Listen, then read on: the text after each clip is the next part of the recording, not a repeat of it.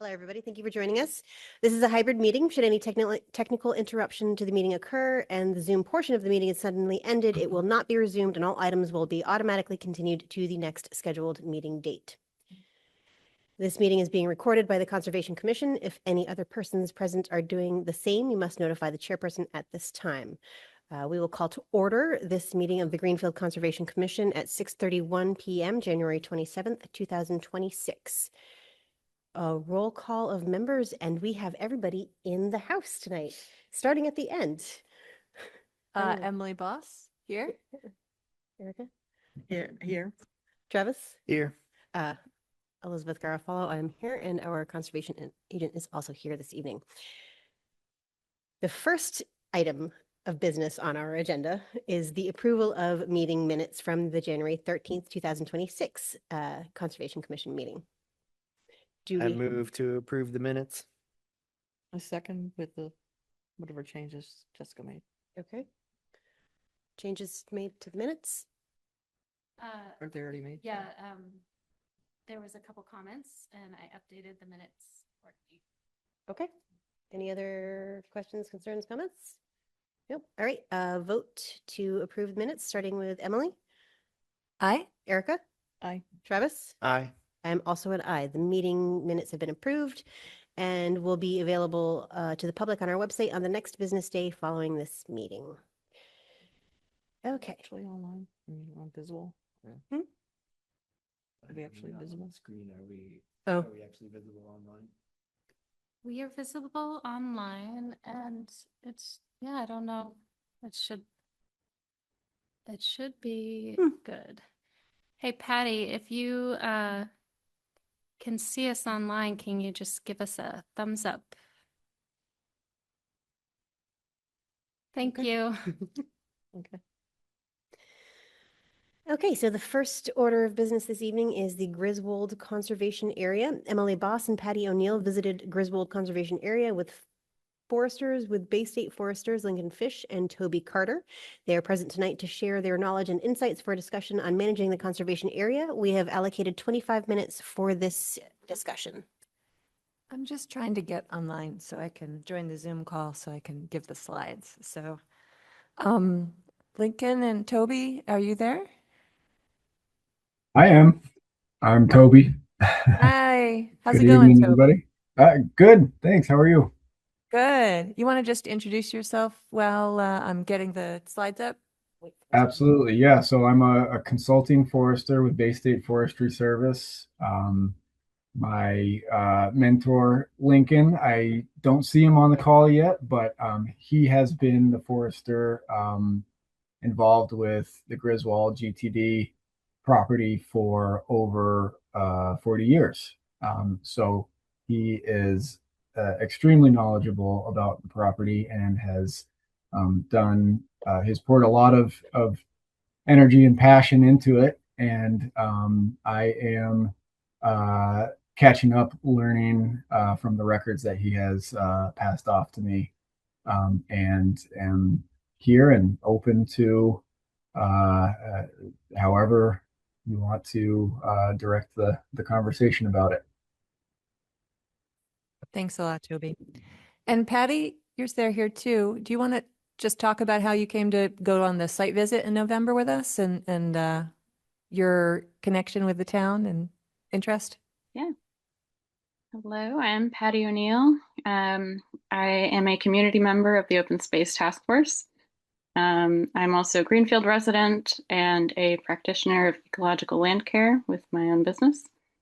And I came along on this walk to Griswold to think about community engagement and see and hear about the work that's been done here from the foresters who've been managing it all this time. And we had a really great discussion.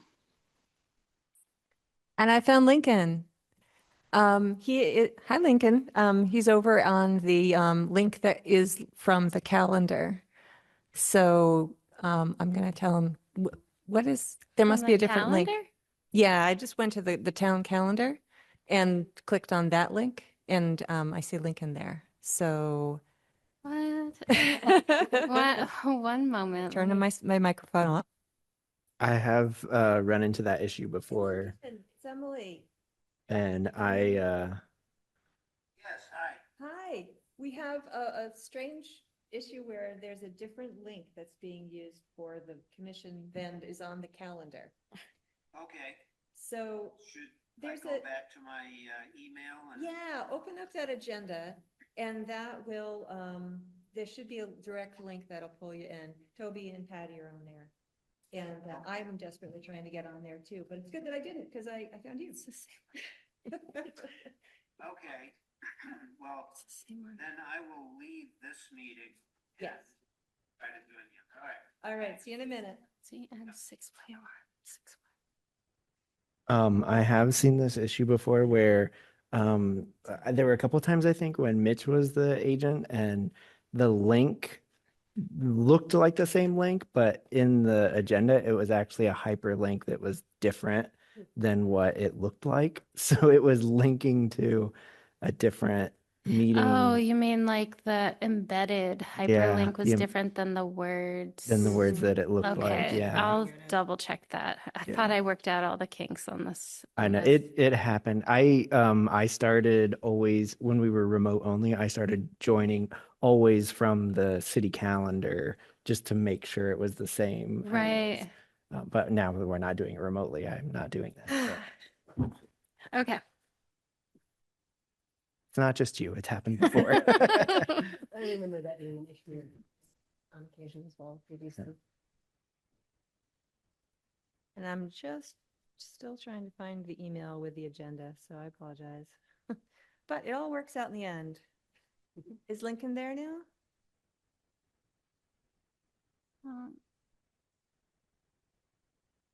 Will you just double check with link, like if what exactly he clicked, just so that I can do my He also current- went to the calendar. the calendar. Yeah, or at least we can, I think that that's what he did. Okay. This appears to. Okay, great. I just pinged that latest email, Emily. Yeah. I'm trying to find the email and I cannot. I don't know why. Yeah, I'm really confused by that. I'll send it to you again. Yeah, Jessica, could you just send me the agenda again? I'm so Oh, sorry. yeah, sure. Sure. Oh, it didn't. The agenda wasn't sent to Emily. Well, because I had already sent it to her, Oh, like separately. okay. Yeah, I got it a few days ago and passed it along to the I others. just was trying not to like burden her. Here it is again. Let me see for. And I'm searching, but for some reason I stuck it in the wrong folder, so now I'm not seeing it. Okay, I'm sending it now. Thank you.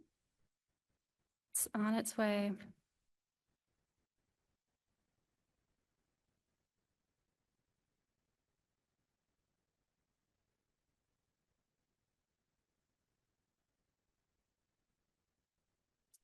The exciting technical issues of hybrid meetings. This is gonna make for great YouTube watching later. Someone watching this on Okay, YouTube. get your popcorn. We should say skip ahead to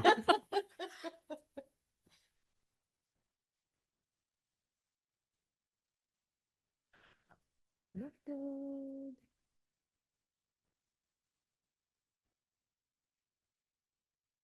I'm still at a loss.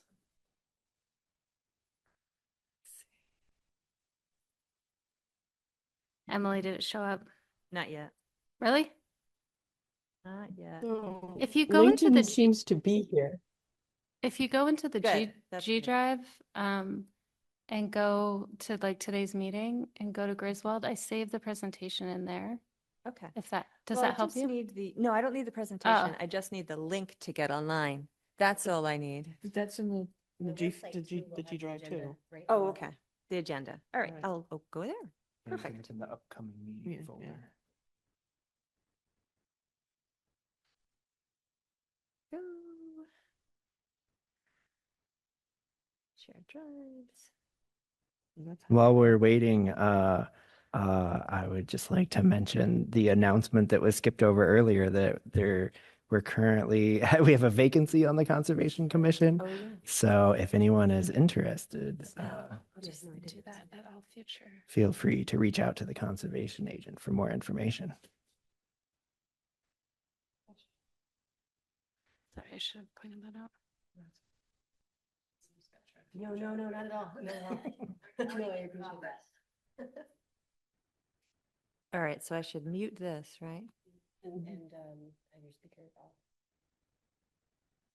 Yeah, there we go. Great. Ah, thank Okay. you. Thank you. Sorry for all that. And now let me share screen. All right, and we're gonna start our group.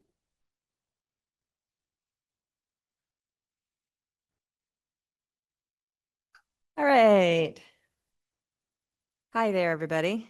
Can you see the presentation now? And hear me okay? Yep. Thumbs up. Great. Excellent. All right. Hi, Lincoln. So glad to have you here. Awesome. Thank you. Looks like we got a few other folks. Yay. And let me go back to the beginning of the presentation.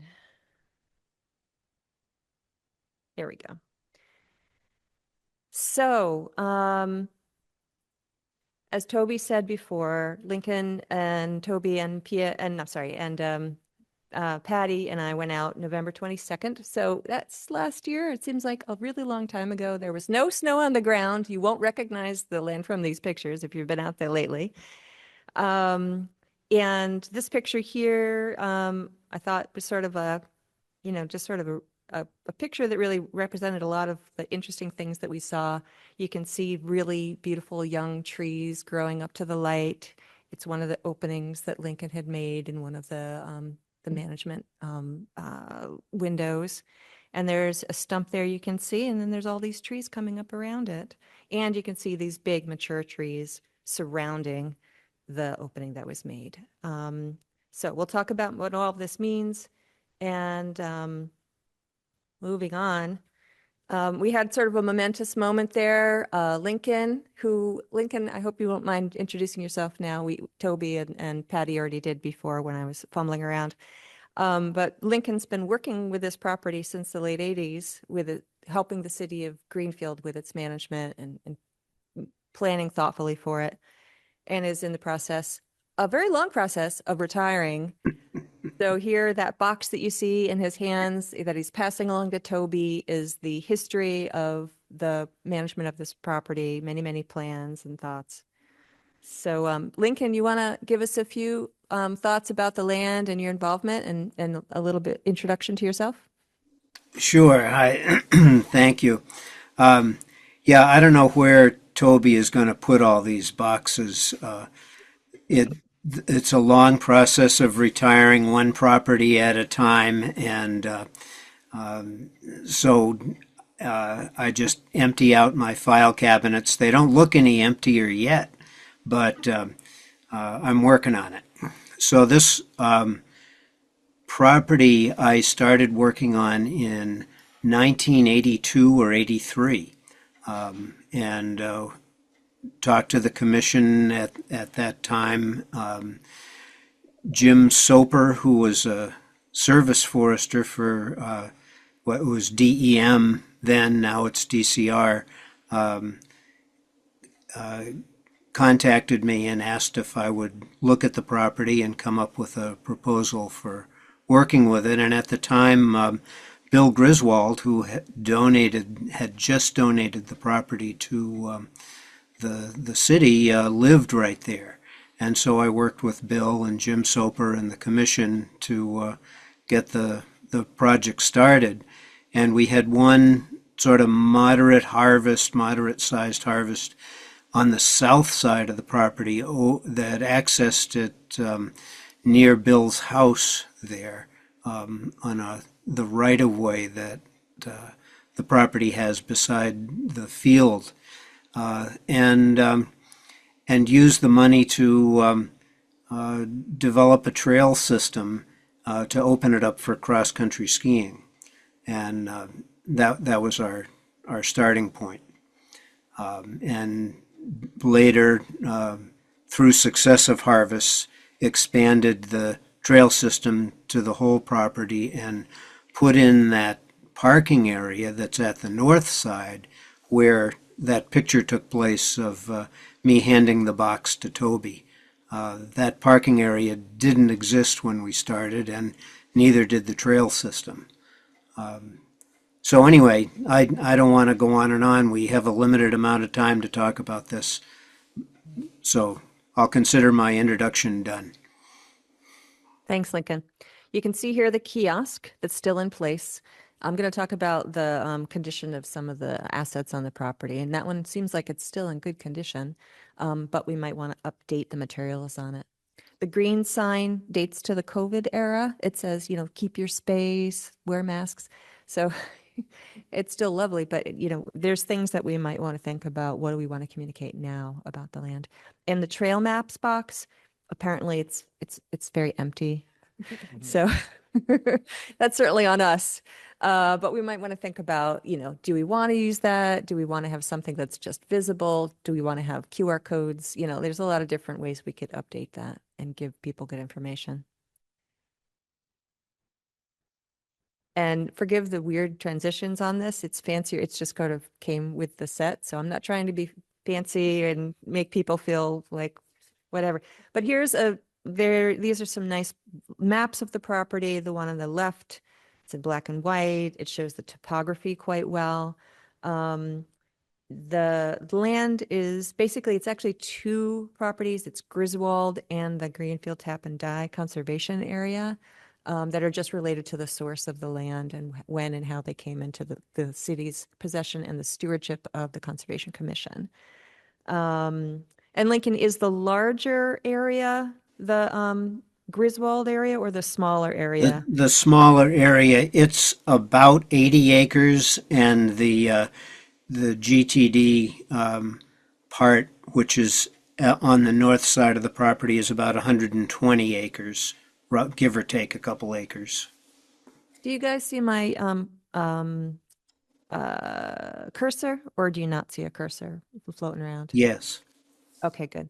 So, all right, so this then is the Griswold here to the south, and then the wraparound is the GTD.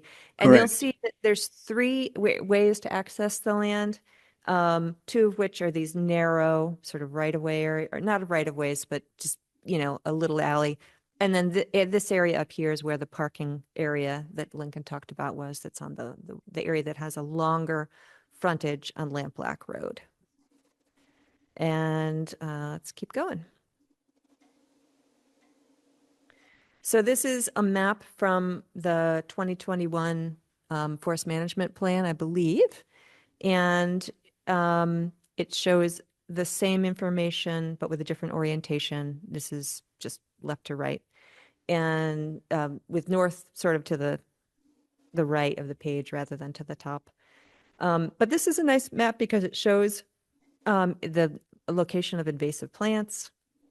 It also shows some wetland areas, and it's sort of a working map that's been used as there's been active management on the land.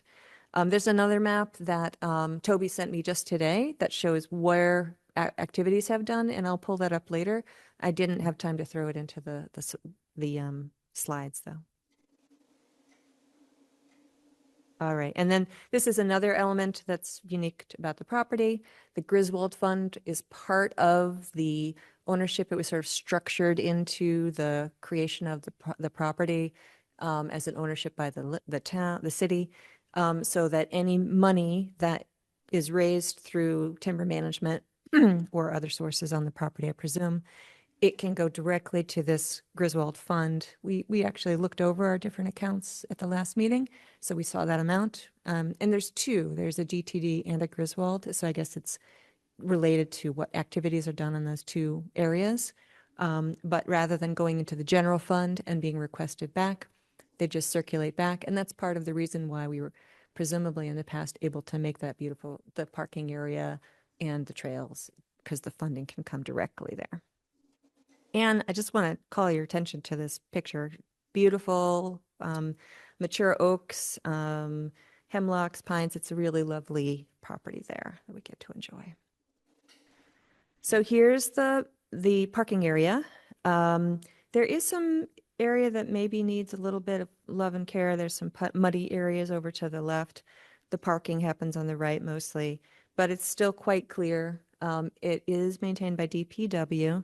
It's plowed by them, and it's been there since the property was donated in '83. And then you can see one of the markers for the interpretive trail sign. I know that Travis and others have done, and probably Erica as well, have been out there, taken a look, done some inventories on what needs to be done. I don't have that kind of a detailed survey, but we just did sort of a broad-based look and then took some pictures and then thought more about the forests and what their conditions in. But that said, the interpretive trails are there and the signage is there, and we probably just need to look at what the information was that was made 20, 30 years ago and think about what we want to talk about now, and then reattach that to the right now there's these nice, handouts that people can take and walk around with. That sounds so 20th century at this point. We certainly could, do a variety of things to connect that digitally. I do like having a map though. It's good to have both. People, yeah. I And like it, so. it's great to have both. Yeah. Lincoln, I was hoping you might talk about this area where the native plantings are. There's hazel shrubs that are pointed out there, and there's a beach plum tree. And I took a picture of one of the signs that gives some information about it. But do you want to talk about when that was done and what the goals were? Yeah, it was, we started that in the early 90s. And we got a grant through DCR, their municipal grant program.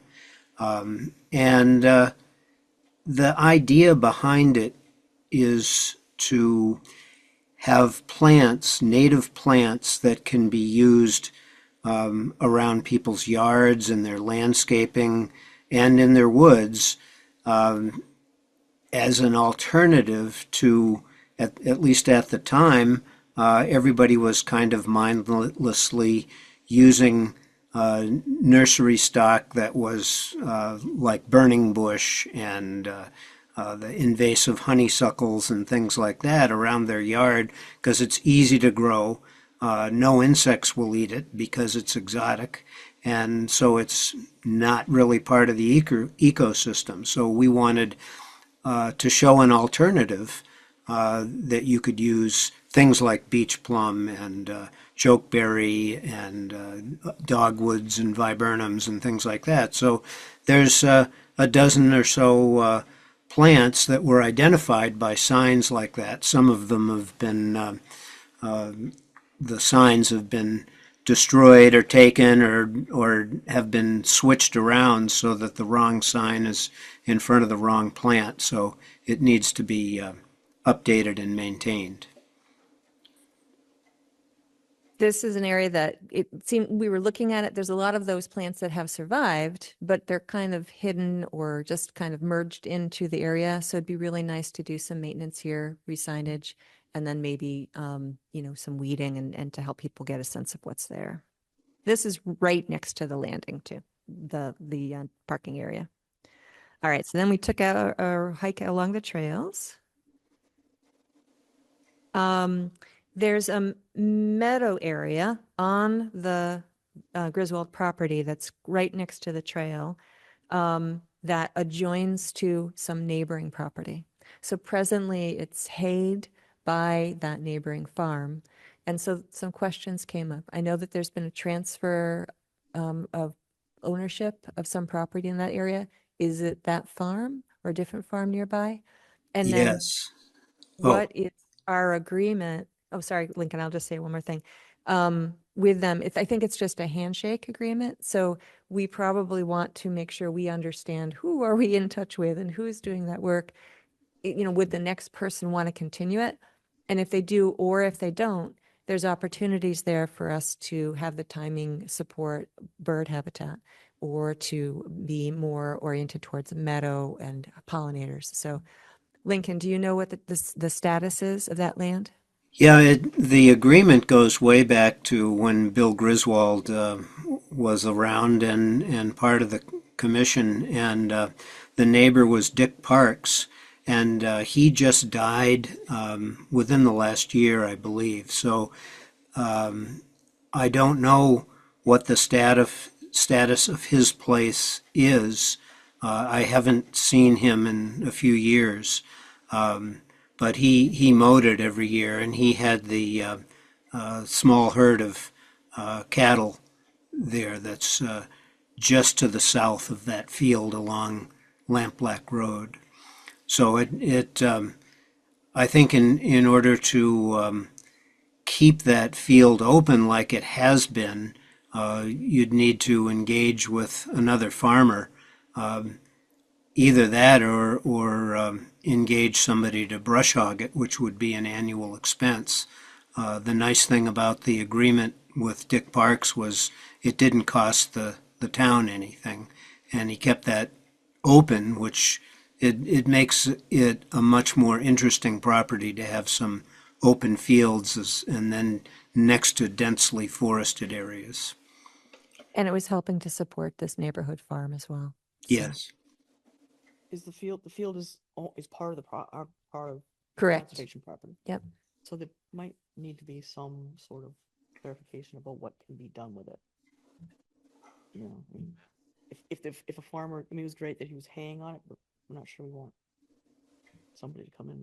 No, what we're something talking else. about is maybe us deciding to do Right, something right, else. Like maybe right. we want it to be meadow habitat or whatever the haying is, just make sure that it doesn't interrupt birds in nesting there or something like that. I think the real danger over the next couple of years is that it would get taken over by multiflora rose and bittersweet. I think that's what's going to happen if there isn't some plan in place to deal with that. Do we know if if Dick Park's property is staying in the family and they still plan to? I saw for sale signs, so I don't think so. Okay. We probably could ask the folks at Bascom Hollow Farm. I think they have worked with Dick in the past and probably would know what's going on.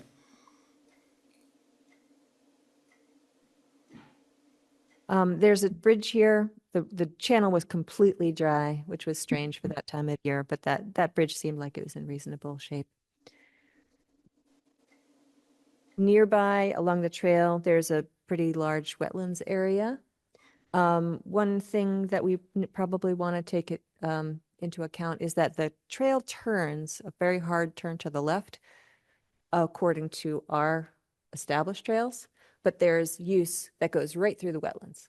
So there's probably need for some kind of signage or a rock or something that can just discourage people from continuing to walk through the wetlands. But, it was a dry year. It might be that changes and, the rain has made that happen. And let's see, this is just an example of other areas where the signage is still in place, and there's numbers at each of these signposts, and then you can see in the distance there are these little numbers. Those are specimen trees, so people can see what a mature oak looks like, or an ash, that kind of thing.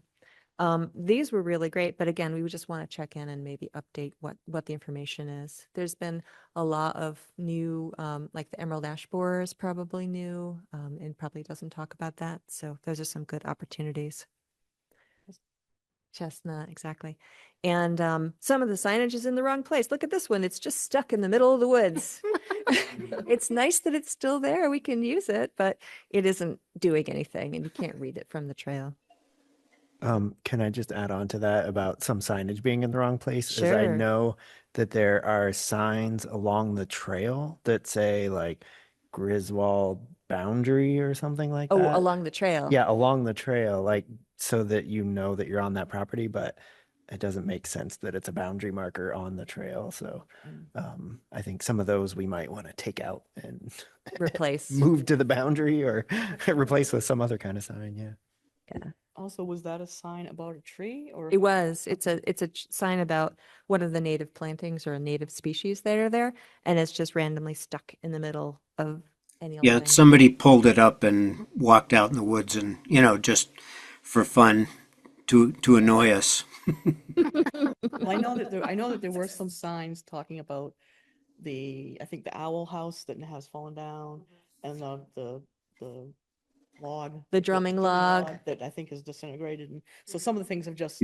This is no this is longer- all just evidence of how a forest is a dynamic we place. just need- It's we just changing all the need to find time. Another drumming log and Exactly. put the sign there. So, all right. And then this is some pictures from the area where there was invasives removal. This is actually up on the north side of the property, I believe, nearest the highway.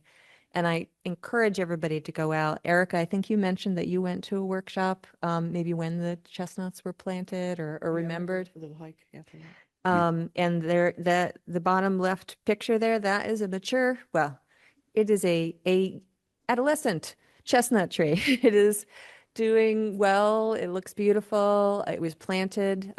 Lincoln said that there were 2 chestnuts that were planted at that time. We didn't see Yes. evidence of the other one, sadly, but this one's beautiful. You can see nuts here, actually. I don't know if you can see it, my fellow commissioners, but people online can probably see the bristly outer coverings of chestnut. And then there's this really beautiful, lovely little oak. There's lots of little oaks that are coming up that have evaded being eaten by deer, which is one of the things that happens to them a lot.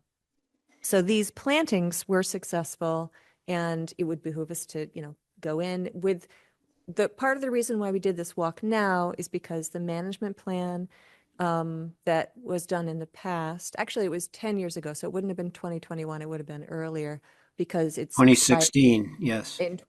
It was 2016, so it's expiring this year. We are eligible. I just had a discussion today with the DCR staff that oversees the grants that, such as what Link was talking about. I'm sorry, I'm running way over time. But they did say that, our plan is expiring, but they can work with us. Because the upshot of all of this is that I'd love to take some of the information and the themes here to do workshops and walks, and we could get that funded through the grant program. So let's keep going. Here's a nice vista site that runs along the ridge, but it's kind of grown in a bit. There was more of a view before. So again, this is another area that we might want to think about what we want to talk about at this site. There's a lot of white oaks here. And this is part of, Lincoln, do you want to talk just a little bit about some of the management strategies you used to encourage oaks to regenerate and to do well? We talked about it a lot on the walk, and I want to make sure we really capture that, that goal and that activity. Yeah, I think the main thing is to try to foster the growth of big oaks with spreading crowns that will make lots of acorns. And everybody wants to eat acorns out in the woods, and so it's hard for them to survive and grow into a new tree, so we need to have many, many of them. White oak is an especially desirable acorn because it's not as bitter as the red oak acorn, so wildlife really likes it. And we're near the northern edge of white oak's range, and we have a magnificent stand of white oak on the property, and then a couple of really giant ones that grew up when the property was open pasture. So just making some clearings that just individual tree thinnings don't get enough light to the forest floor to regenerate oak. They quickly get shaded out. But larger openings that anywhere from 50 feet across to 100 feet across, there is enough light. So we do have some areas that have some oak regeneration. And I think because they get chewed by deer quite a bit, sometimes they lose the competition to the birch trees and other trees. So it would behoove us, I think, to go in and do a little bit of judicious pruning and weeding around those oaks to make sure at least some of them make it to the next generation. So I could go. I'd be happy to drone on and on about oaks. It's one of my favorite topics, but I'll spare you that. I think that's probably enough. We'll circle back around to that, but thank Okay. you, Lillian. Some other elements that, just to make sense of them, are that you'll see these logs on the ground just lying next to the trail, and they are actually markers of where the harvesting trails were. So when Lincoln has worked on this property, he's been very careful to have a difference between the recreational trails and the access roads. The access roads are really meant to be temporary. You put them in, you cut a few trees to make sure that there's a way for the machinery to get in there to cut the trees down, and then it grows back in. So it leaves and then it comes back into the forest. Whereas the recreational trails are permanent. You know, they're going to have a lot of traffic over time. They're more, compacted. You may be adding things there. So that's a difference in management. So by minimizing how much area is in the trail system, then you're having minimum change to the soil. And also, people aren't going to get upset. You know, if maybe once in a while you come in and you're doing something that is needed for maintenance or to do something for the health of the trees, you have these skid and access trails that just cross occasionally across the recreational trails, but they don't disrupt what people are enjoying and are invested in along the recreational trails. So when you walk along and you see those logs on the ground, that's probably a sign of where there's an access trail that was there once. And it would be a good site again in the future if there's any active equipment coming in. All right, so here's a beautiful big chestnut leaf right there on the ground. We wanted to talk a little bit about some ideas that came up. Patty particularly had some really wonderful thoughts. This property is one that is well used by the community. It's one that's been actively tended and maintained for certain species and also for a variety of species. It's got a very diverse forest, and it has a lot of activity by animals. So the next section, we're going to talk about some different opportunities. We're not saying any of these things are what have to happen. And our goal really in moving towards this next management plan is just to present as many different perspectives and possibilities, because it's kind of a unique property because of its history. Mm-hmm. Yeah, so with the, I'll be going over this part. The community land tending activities could be another possible way to support community engagement. And we discussed this as a possible management strategy as we observed the regenerating stands at Bay State Forestry Cut for both forest health and harvesting previously. We noticed here that some of the trees that were regenerating, the pine and oak specifically, were being outcompeted by the black birch, especially with the deer pressure. And we thought that maybe continuing the intention of managing these stands for a diversity of tree species, ages, and sizes would promote structurally diverse and prime pollinator habitat, food, forage, and nesting for wildlife, increased nut and berry production, and many potential uses for the community. Next slide, please. So the brambles were a common herbaceous species to show up in the new clearings, and occasionally these areas are brush hogged to keep them predominantly herbaceous. And please correct me if I'm wrong with any of this, Lincoln and Toby. That or period feel was free pretty to long. add too. I think it was every 10 years or something. It's not very frequent. Okay. So one idea we discussed was possibly cutting them more often to shape the kind of plant communities that were possible here with a low impact tool like a scythe. And also that more frequent trimming would promote flowering and fruiting.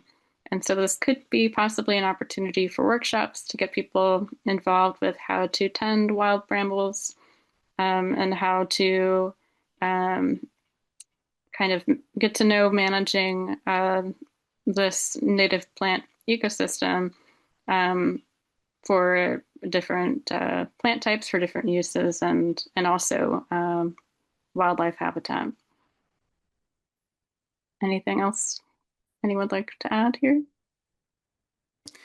I think those bramble communities are just great for wildlife. There's really nothing better for certain species of early successional habitat, and there's lots of food, lots of insects for birds to eat and things like that.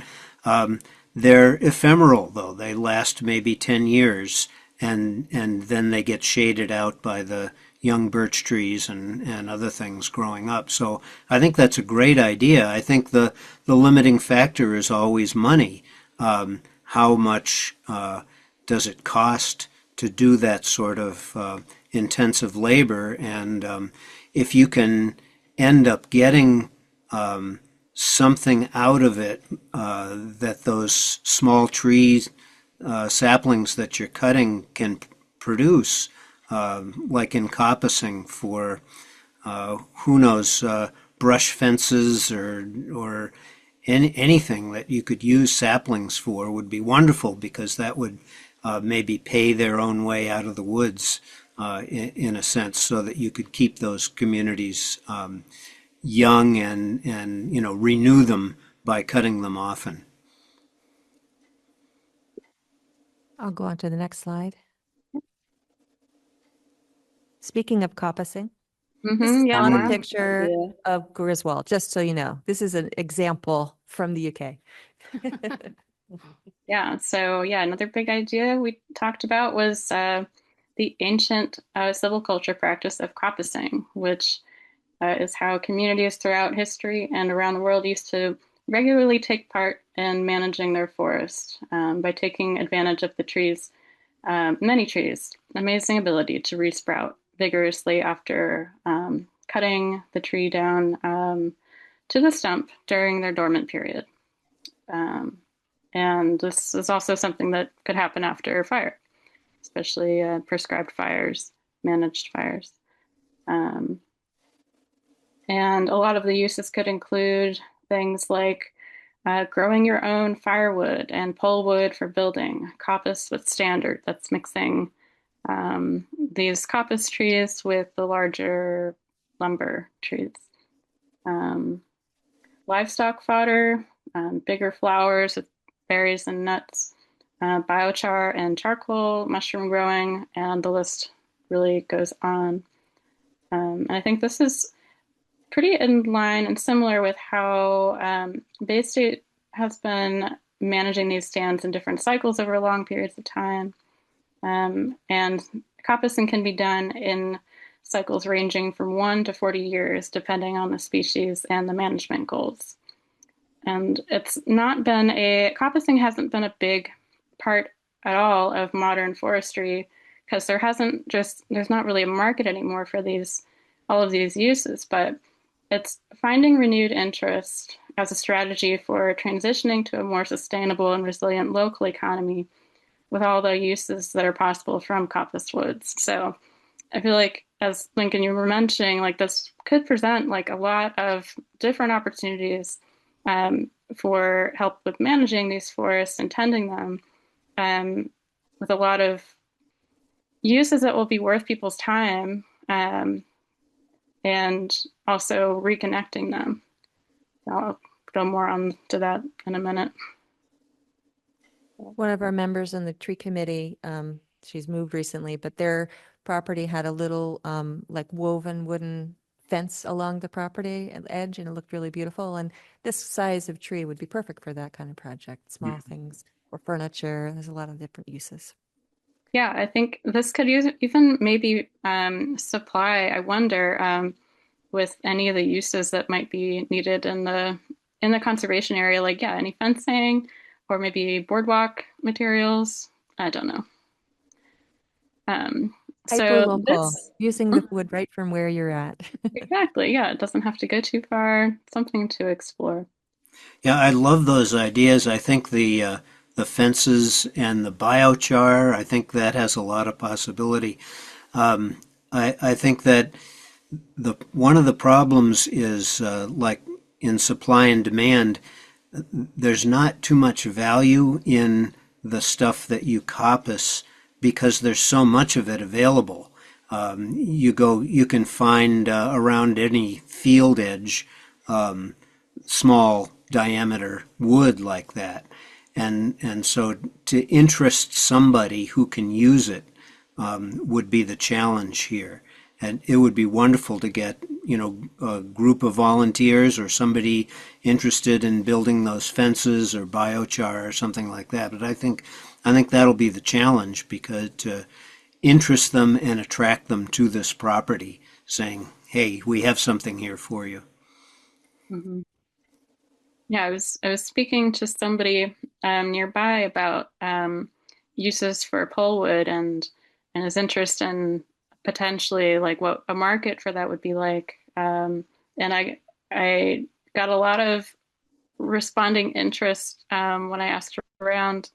Like there were many uses like stream bank restoration, Mm. like using them for that. Maybe they would be interested in that. Community wood banks. Um, Also, yurts. There's a couple companies around the valley that are building some really impressive yurts, like even family-sized yurts that are pretty cool. So I think there's a lot to consider out there that could be pretty fun.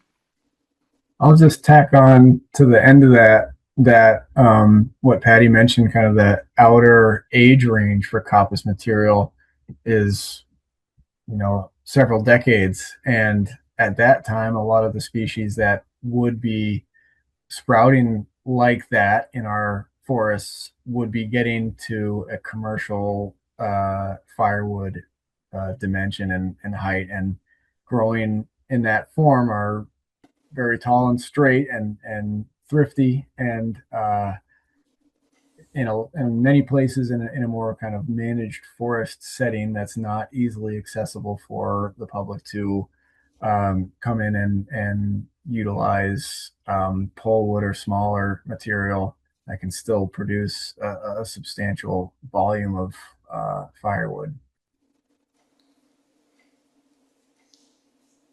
Great discussion. Should we go on to your next slide Yeah. discussion? Um, Thanks, Patty. so this is a pitch pine that we found near the edge of the conservation area next to the solar field development. And we thought that maybe, since this is an indicator species of unusual land, it's a tree that grows in the Montague Sand Plains, that maybe that would also indicate that management practices similar to those of the Sand Plains could be something to consider here as well. And that maybe thinking about its possibility as a corridor is another thing to consider. And also this edge that is close by the solar field is it's a very abrupt edge. So potentially vulnerable to wind throw. So doing something like managing younger forest around this edge could be helpful for that as well. We thought. And at the minimum, just being aware of the species that are there and the potentials for the past habitat was there is really interesting, because a lot of that's lost.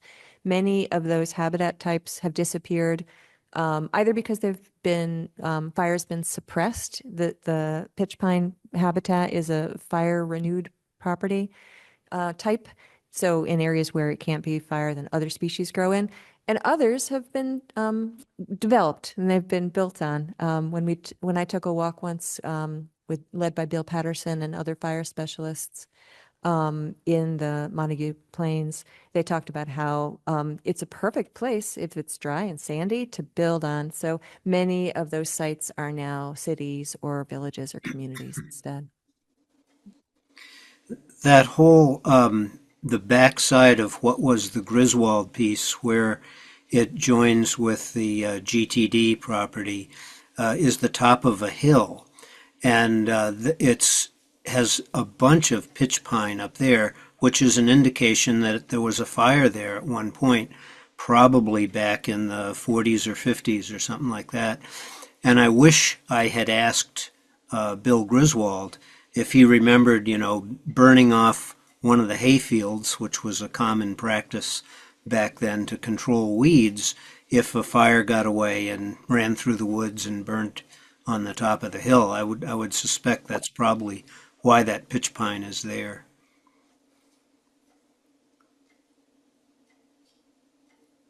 And our favorite invasives. The bittersweet. Yeah, so one of the added benefits of the community tending the land is potentially more help staying on top of invasive plant management and an increase in awareness.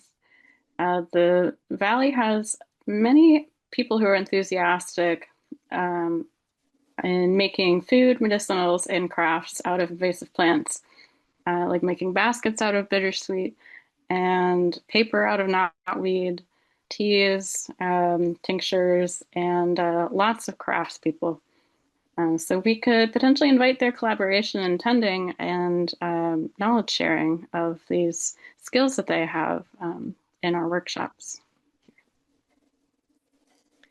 And continuing the work of planting and encouraging native plants, we could try and keep migrating the invasives out and the native species in.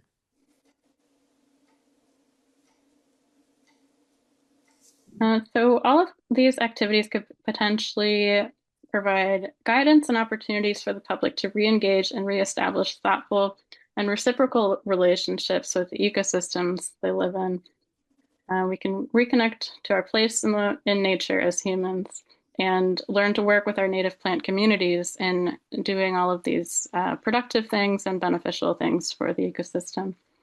This book is really great by Jared Rosenbaum, Wild Plant Culture, where he talks a lot about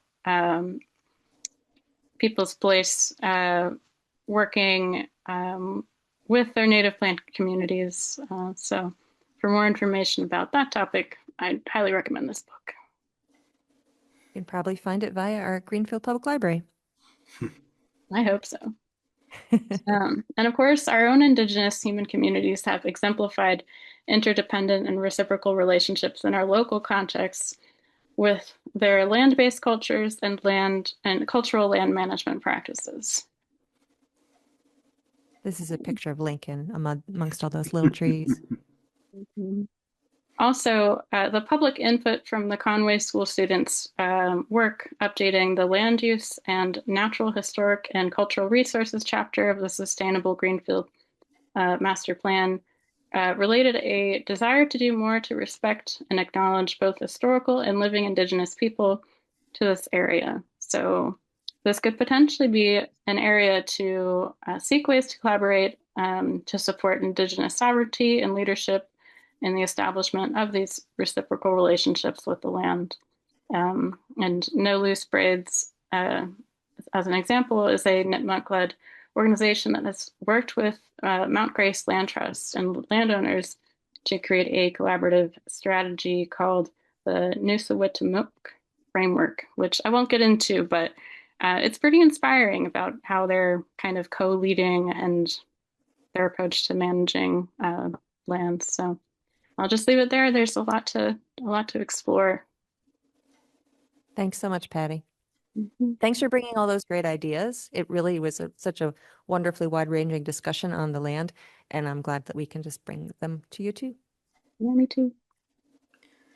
So getting down to brass tacks, and some of these things I think you all will have seen. Looking at the interpretive sign, Again, we've already talked about updating, bringing to the 21st century our little trails. Maybe making the decision about whether we're going to continue having paper trail maps, and if so, just, having a schedule for putting them out there, figuring out how we'll how they'll be printed and reproduced. Developing new descriptions for the self-guided walk, putting that online, making sure that all the signs are in the right place and matched up. And then just think about, there's COVID signage safety, maybe there's other information that's more important to be communicating. Here's a lovely picture of some of the repair that's needed. This is on a very long boardwalk that's probably in a wet area. It was pretty dry when we were there, but there are boards that need to be replaced, others that are fine. But for safety, it's such a well-used property. We probably do need to be active and figure out, there are funds in the Griswold and the GTD funds, so maybe this would be a highest priority really for what we want to look at. And there's some trees down over the trails. We can talk to DPW about maybe making that way open again. Mentioning again that neighboring farm, since it's transition, we want to figure out what the future of that will be. And also one portion of the trail is a right-of-way over their land.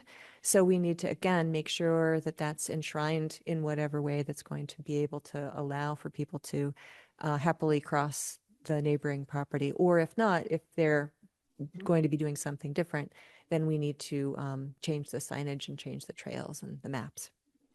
And then, of course, the property, although there has been extensive invasive removal, there's still invasives present there. So we just want to keep on top of that. And then for the forest management planning, as I said before, our plan expires in 2026. We've got this wonderful history with Bay State Forestry. Now Toby is willing to take on that, but we'll need to think about what the costs would be. And I think it'd be really wonderful if we can start with the community and start with thinking about what people are interested in seeing there. There's a lot of different ideas, and it's a real opportunity for us to get people engaged. Both the Conservation Commission and the Open Space Task Force and the Sustainable Greenfield, we have a lot of interest in expanding the conservation and recreation possibilities in the town, thinking about conserving farms. And this is a real model property for our engagement and our thoughtful management of it. One other element that we didn't talk about is there is an area, I'm not quite sure where it is, Lincoln, but that's a reserve or that's a set aside for no management, no touch. Maybe when I bring up the map again, Lincoln, I can ask you where that is and make sure that I'm remembering that correctly. But some of the values that we can address with our plan would be biodiversity and climate threats. Community land tending is a possibility with the many ideas that we brought to you. Incorporating the forest into the pollinator and wildlife corridors. This is something that's come up in our discussion of the open space plan at the Open Space Task Force, is thinking about the forests of the city as part of the pollinator component of the city. And we could do that actively in the management plan. And then also the trails for a variety of different uses. So these are some of the ideas we had, and I would be thrilled to work with whomever wants to bring in some experts to do walks, have the foresters out there to talk about the history of the plan, tree identification, wildlife habitat, trails, native plants and invasives, forest health, wildlands and reserve, pollinators in the forest, climate change, and also I'd really like to have the opportunity for people in the community to tell us what they want to know more about, tell us what's important to them, and we could shape whatever the opportunities are based on the people's interest. And this is just a list for our future reference of the types of community tending activities that could be of interest on this property. Releasing oak, harvesting birch poles, tending raspberries, pulling invasives, focusing probably on manual control, coppice with standard, firework and biochar, local lumber and building products, inventory and BioBlitz, which is an iNaturalist app, incorporating forests into the pollinator plan, mushroom growing and beyond. And this is a list of potential grants and funding that we can look into.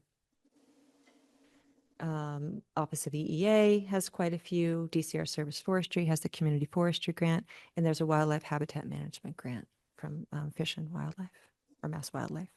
Oops, wrong way. Here's the maps again. Lincoln, can you remind us, is there an area that's no touch or that's set aside Well, intended? it is not a like formal mapped out set aside area, but rather areas to contrast with forest openings or where active management is taking place, where we along the trail, it was really nice to have the contrast between open areas and then deep shade where it was dark and cool, and especially midsummer walking through there. So if you go up to the GTD property and you see as you go toward Route 91, there's an area where there's kind of right where your cursor is. If you from there, from that sharp turn where the trail heads south, instead of going south, go back toward the parking area. So from that turn back to the top of that hill, there's an area in there right along the trail where there's some real large hemlocks and deep shade, and and then it grades into some big white oaks.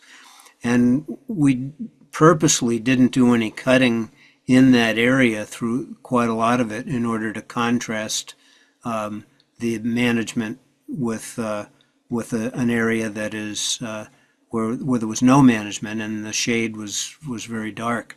Also, at the south end of the property there's that small field right at the base of the hill, and then another small field right in back of where the Griswold house was. In that area, there's some great big pines and hemlocks that are quite, past their prime in terms of how vigorously they're growing. And we just have stayed out of there in order to have, some really big trees and dense shade along the trail. So those are the two areas where we've been, where we've purposely avoided doing any cutting. That's great. Thank you. And all right, and I will bring up that one other map that I mentioned that shows where the activity's been done, and then we'll wrap up and have an opportunity for questions from the commission and from maybe for people who are listening. Let's see.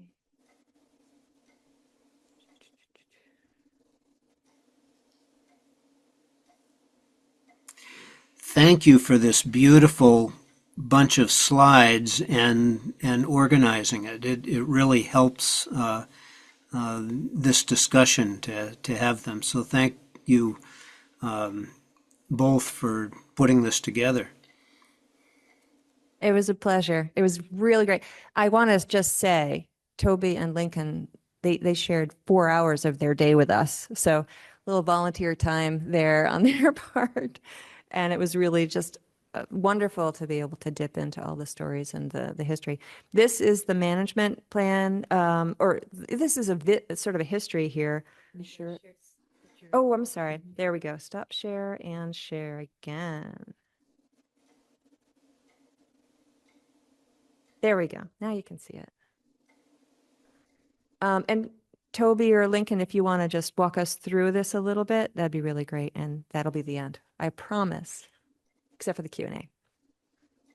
Sure, I can describe where this came from. Is that box of files? I scoured all the iterations of planning and found the record of actual forest cutting plans that were filed to approve timber harvest on the property. And I located most of the ones that have taken place in the last 40 years. The early 80s seems to have, um, I don't know, wandered off into the past. But we could track that down with some other effort. And I think this is a useful illustration of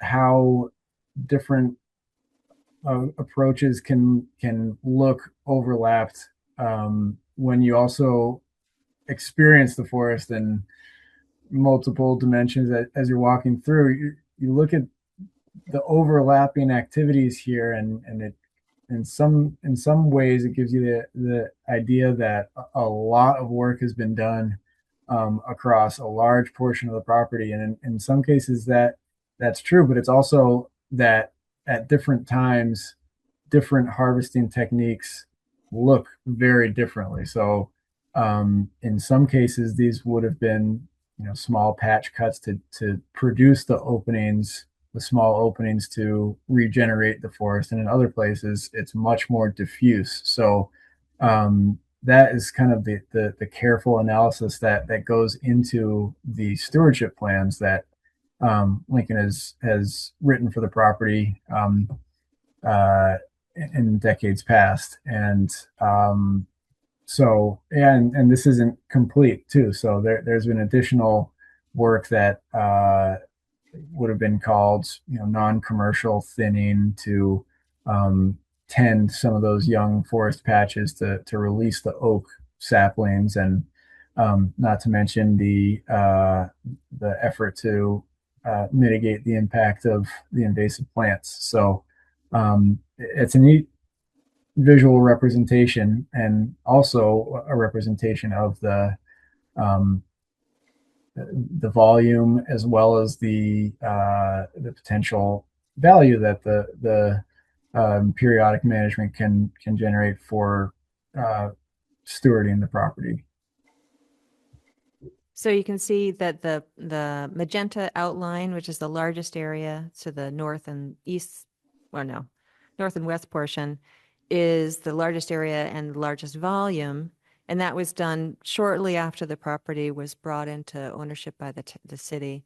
And probably had a lot, maybe there was the biggest invasives or wanting to bring back the oak. The yellow, smaller, they're much smaller, and this sort of shows that what Toby's talking about the different styles of management or different types of prescriptions. So they're smaller areas. And then they overlap with the red and the green. So that's where, in some areas where, you're going back to the same place, maybe to make sure that stays small trees or young trees or meadow for pollinators. Whereas other areas, it's only been touched once and then it hasn't been returned to. Can I ask a clarifying question? Please. So MBF stands for something board? 1,000 board feet. Okay. And then CDS is quartz? Correct. So the earlier 1987, and that is a large area, almost 200,000 board feet, and almost 80 cords, whereas 93, it's like less than half, just less than half. And they're much but smaller more areas. cords. But more cords. So it's like bigger true. trees maybe? Well, let's see. If it's more cords, that's going to be smaller trees or Smaller poor trees? form because they're not as straight and suitable for timber. Oh, Cords is usually cords is like- firewood, oh, or it might yeah. be pulp as well. Oh, I see. I thought that was just like 2 units, but They it are. was like 2 different products basically. Exactly. Okay. Yep. Okay. Yeah. Can you put that in the folder? Yeah, absolutely. I'll say it. The slides are already in the folder. I'll put this in the folder. And then Lincoln, since you were involved in all of these, are there any lessons or takeaways from the different time periods that maybe, you can remember off the top of your head without having the box of files in front of you? Yeah, I think that when we started, it was a different forest. The trees were smaller, and that's an amazing thing that I've learned in after doing this for 45 years, that trees actually grow. And when I started, there were almost none of those great big huge straight majestic trees that you get a crick in your neck looking at the top of, and so they were also casting a lot of dense shade. We didn't have a lot of areas that were open with regeneration. And so the first entries there in the early 80s were largely just thinnings. And as a result of some of those thinnings, we got some patches of young pine or young oak. And some of the later entries, in the 90s and up to 2000 were to release from shade those patches of regeneration that we had gotten the first time. So it's in many cases, a progressive kind of thing where you start off with a thinning, and then the second time you go in, it's because there's some young trees and you don't want them to get shaded out. So you cut a concentric ring of trees around those patches of regeneration so that they can keep growing and become part of the next generation of canopy. So I think sometimes the harvests have different strategies, and that's why their footprint looks so different. All right, let's open it up. Do any of the members of the commission have any questions or comments? We've overwhelmed you. It's too much information. I think this map, the color-coded map that's on the screen, it's fascinating to look at, and to hear, the different management strategies each time around and what it yielded. And, I'd be curious what future management strategies would look like on this. A big element that any future plan would be aware of is climate change, new threats. We certainly could get a climate-informed plan that looks at which species are most vulnerable as the conditions change and give recommendations for how to protect them and create more biodiversity or store carbon, whatever's appropriate to this property. As the person who made the current trail maps that we're using, I was just thinking this would be good to digitize these polygons and have some, GIS layers available that we can keep track of, like the management that way as well, instead of just having it on this map too. So more work to do in the future there. That's great. And then I know we have several people of the public. I want to invite if there's comments or questions. I know we don't have too much more. We've taken so much of all your time tonight, but if that's appropriate, raise your hand and our chair. Yeah, I'll stop sharing. Over here, how's that? Okay. Nancy, I see you have your hand up. I'm taking Jessica's seat right now, so I am currently acting as agent. I just want to thank you for this fabulous presentation. Really great. I've been to the Griswold property a couple times, not a lot, and it's great to get an idea of what the goals were as you over the years and how it's changed. And now I'm interested in, of course, in going to look at it again. So thank you for making the presentation, and thank you, Lincoln, for managing for so many years. Thank you, Nancy. Thank you, Nancy.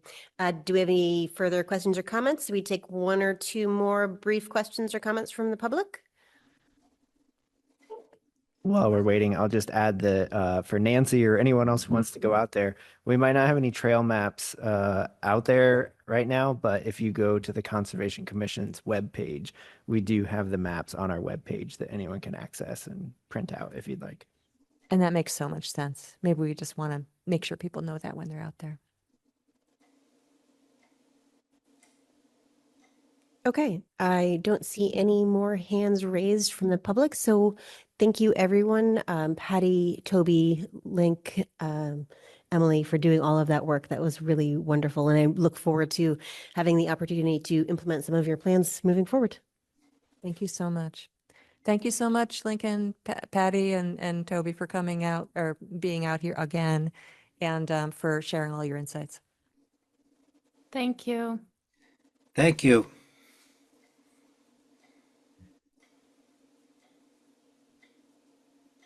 I feel like we should make a plaque for Lincoln or something for years of service. The golden chainsaw or something. Maybe we can make some benches out of wood from the property and put you know, take a seat, courtesy of Lincoln Fish. Long as they're comfortable. All right, thanks everybody. We'll move on to our next item on our agenda, which is the Canada Hill and inland discussion. Last spring, Emily Boss, Shlomaya Lightfoot, and the agent visited Canada Hill to discuss land and stewardship. Shlomaya is back tonight to revisit that conversation and has additional questions for the commission. We've allocated 15 minutes for this particular item tonight.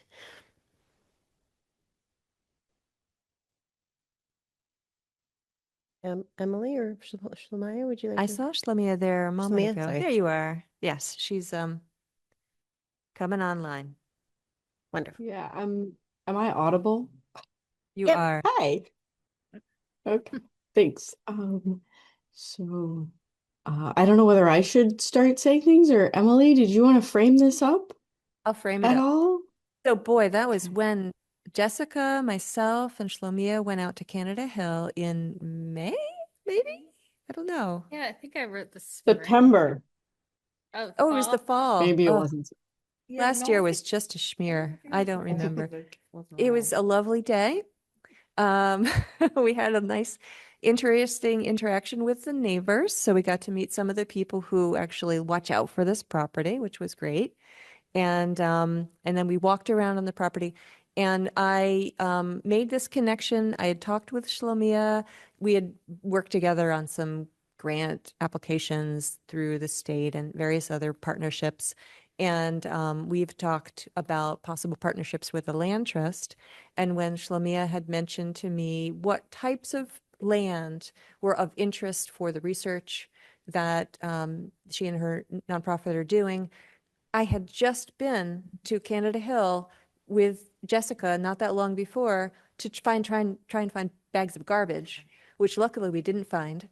But I had seen evidence of exactly what she was describing. So we went back out there and took a look together and had a really nice naturalist day. And so and it's been quite a while now, but I thought tonight, since we were talking about our forests and our conservation, I would invite Shlomia to come and listen to the talk about Griswold, and then also to just maybe begin the conversation again about what partnerships might be possible between inland and Greenfield.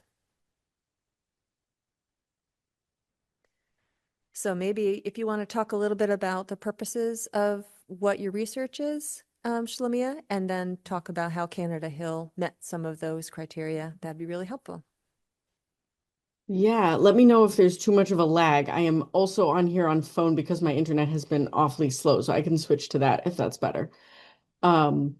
So Inland is the organization that I have been in the process of founding. It's the Inland Assure for the Indigenous Landscape Initiative.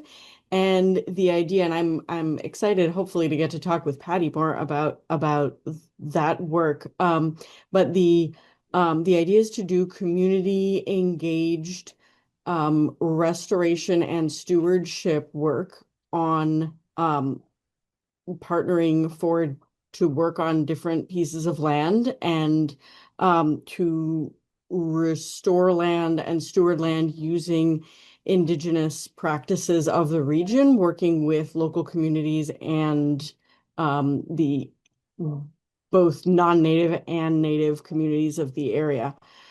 And among other things, that Canada Hill has species compositions and condition where it's has, I think, a lot of evidence of pretty intensive Indigenous stewardship in the past, which is really exciting to see. Some of the species, a bunch of oak species, including white oaks, and we found chestnuts, a whole bunch of chestnuts, patches of blueberries, and other species that were very much kind of central to the species that Indigenous stewardship or more intensive types of Indigenous stewardship brought about for food and other purposes for people, and important for wildlife and safety and climate resilience, et cetera, also. And so I would be really excited to talk about partnering to do restoration work there where it hasn't been stewarded in those types of ways in a very long time. And you can tell from the changes in the woods what it looks like that it hasn't been, and it could, and getting people involved and doing that stewardship, I think, would be really cool and would teach us a lot and engage people and help the land. So I don't know what else would be helpful to say from that end. That's where I am. What are some of the restoration techniques that would be, useful there? Oh, and also part of what's interesting to me about your purpose is doing research to see how those techniques are done, partly because they've been lost over time. So if you want to just mention that, that'd be great. Yeah, one of our core goals is to partner for research, both what we can learn and also hopefully partnering with other researchers, because there's a lot that isn't known about what exactly people did and how they did it over time. There are places where people are still doing pieces of these practices, but hearing from Native folks I've spoken with, there's a lot that needs to be learned and relearned, and also what that looks like on the land as it is now, where it has seen a lot of changes and just doesn't look the same as when that stewardship was primarily stopped, taken off of the land. And it certainly doesn't look the same as when that stewardship started on the land many thousands of years before that.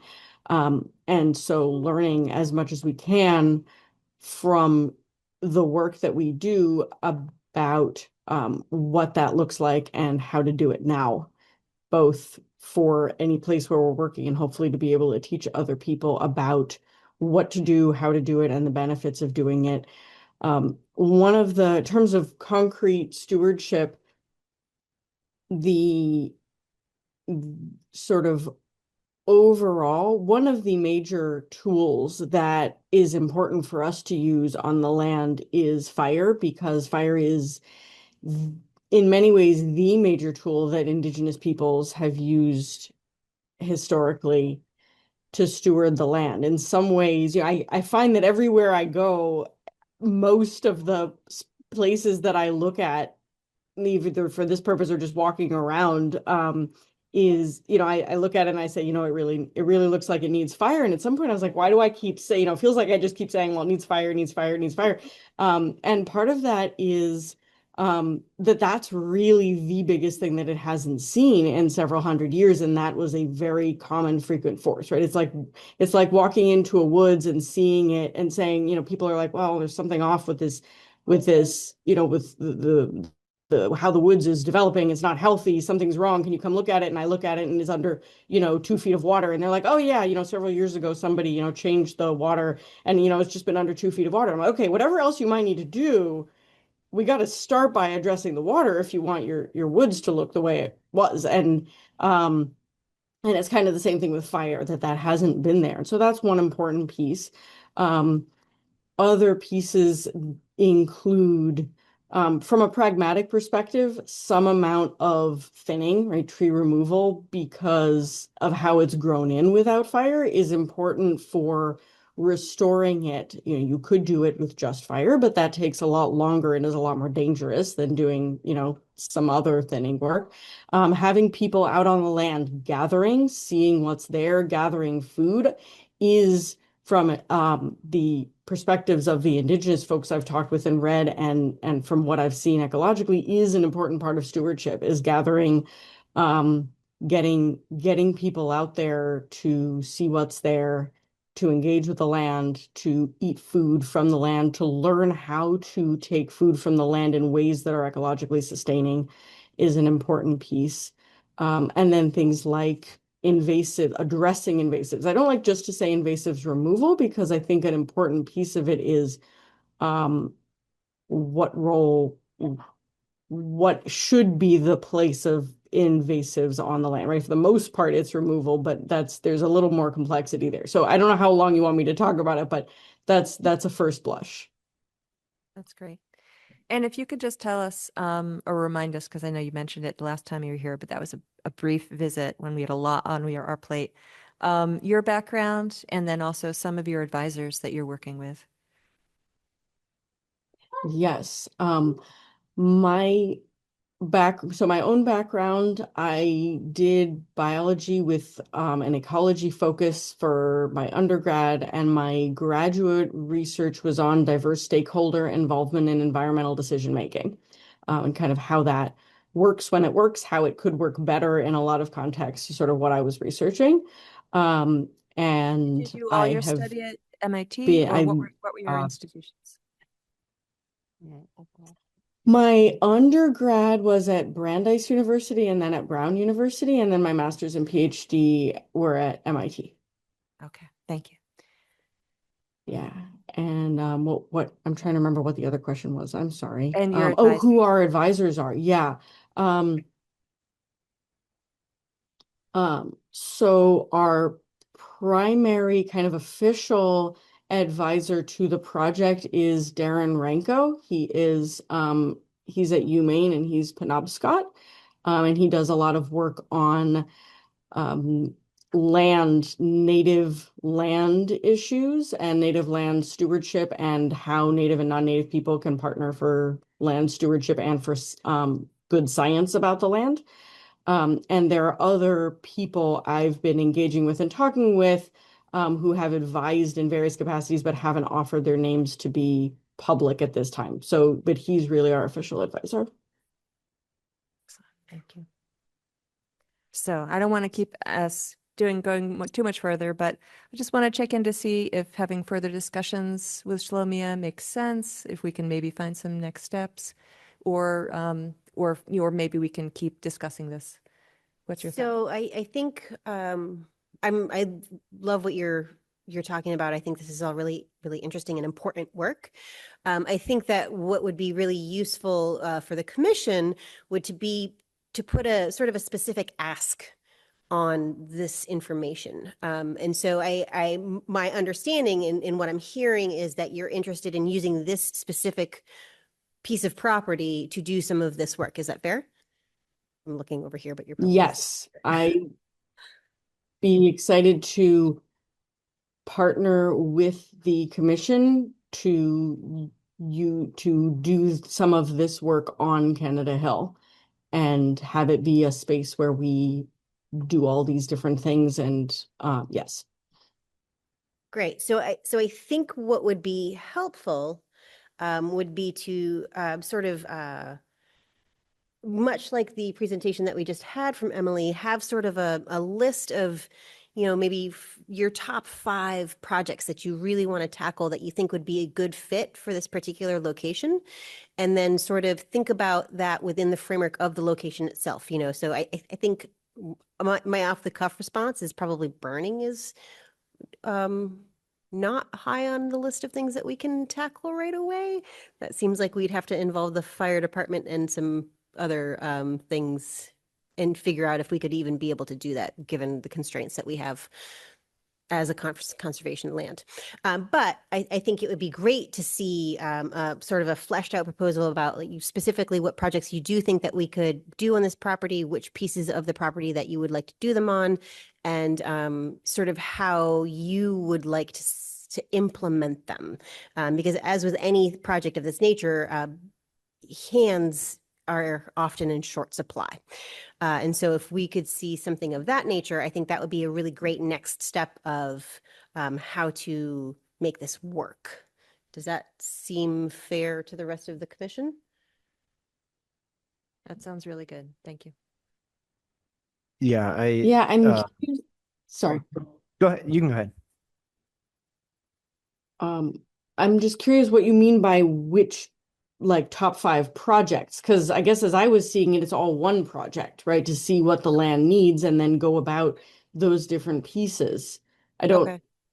I I mean, I understand. could select Maybe a piece. breaking it out into steps or procedures. You know, some of what we talked about when we were out on the land was that one of your first steps would be to really engage with the neighbors Mhm. and to like, especially since so many of them are really like watching out for the property Mm-hmm. and have a lot of investment in it. So maybe, you know, steps or phases would be helpful. Something to give us a sense of Yes. what it would look like. Yes. Okay, that sounds great. Yes, thank you.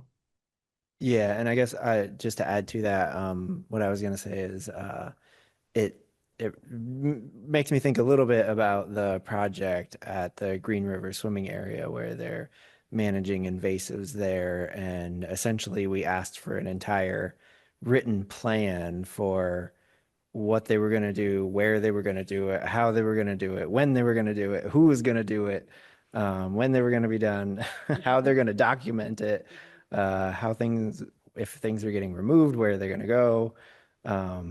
Basically, it was like a whole, just so we can make sure we know what's going on and make sure we're, approving things that align with the management of the land.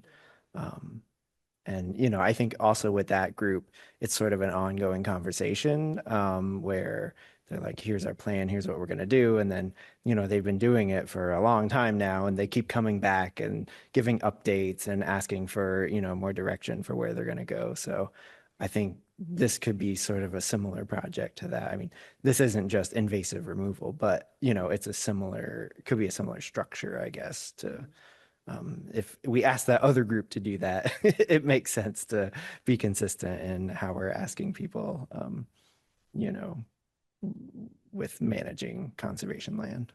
And that provides a model too. Could we share the plan that they put together with the Shlomia? Yes, Excellent. yes. Thank you. I guess That would be great. Thank you. awesome. And then funding is another issue to tackle, to find out what types of thing. But there, the list that I put in that slides for Griswold, any of those might be relevant. And there might be other funding sources that are specific to Indigenous partnerships or Indigenous stewardship that, would also be something that'd be appropriate for this project. Does this sound like Patty knew? Yeah, I did not manage to jot all those down, so maybe I'll get in touch with you, Emily, for that slide too. Will it I be also online? have it, I could send it with the kind of the format that our other applicant provided when they for the Green River Conservation Area. And I could send that to you probably tomorrow or the next day.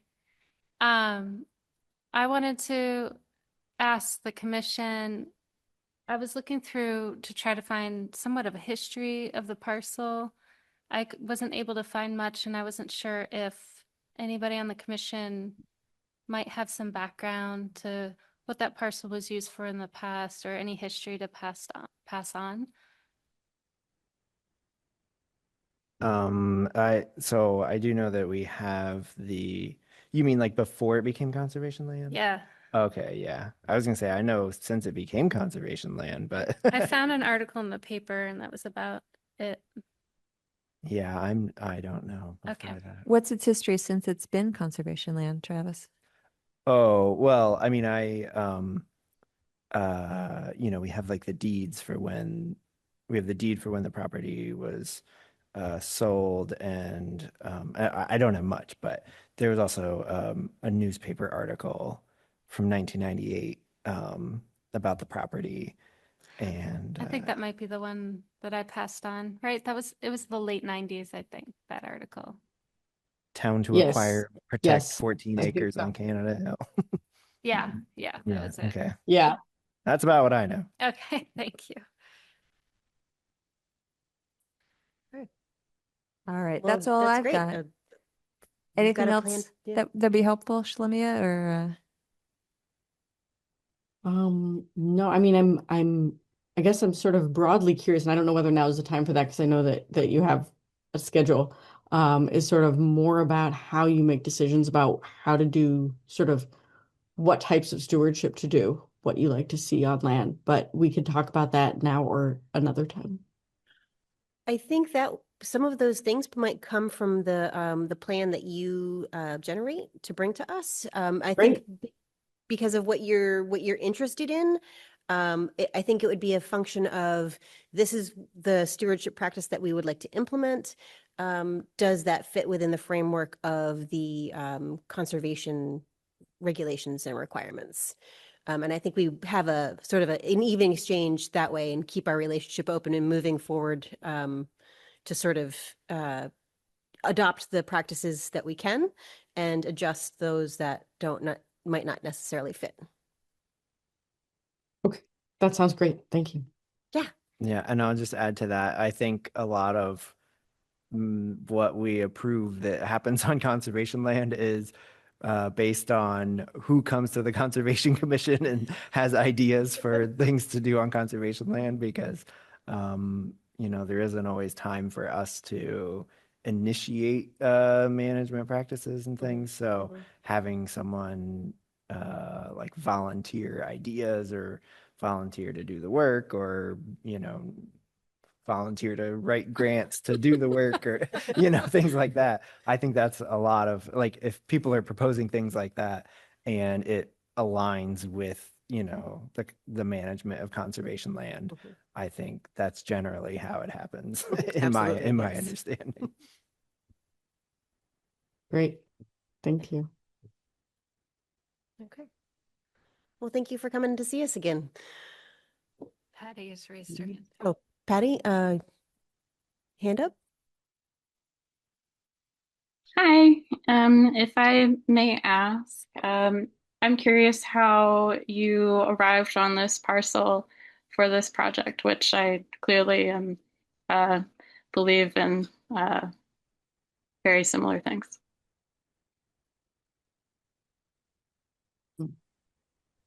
Yeah, is that a question for me or a question for the commissioner for Well, Emerald? Well, I'll answer why I brought it to Shlemia's attention was when I said, what kinds of forests or land are you looking for? There's different cover types.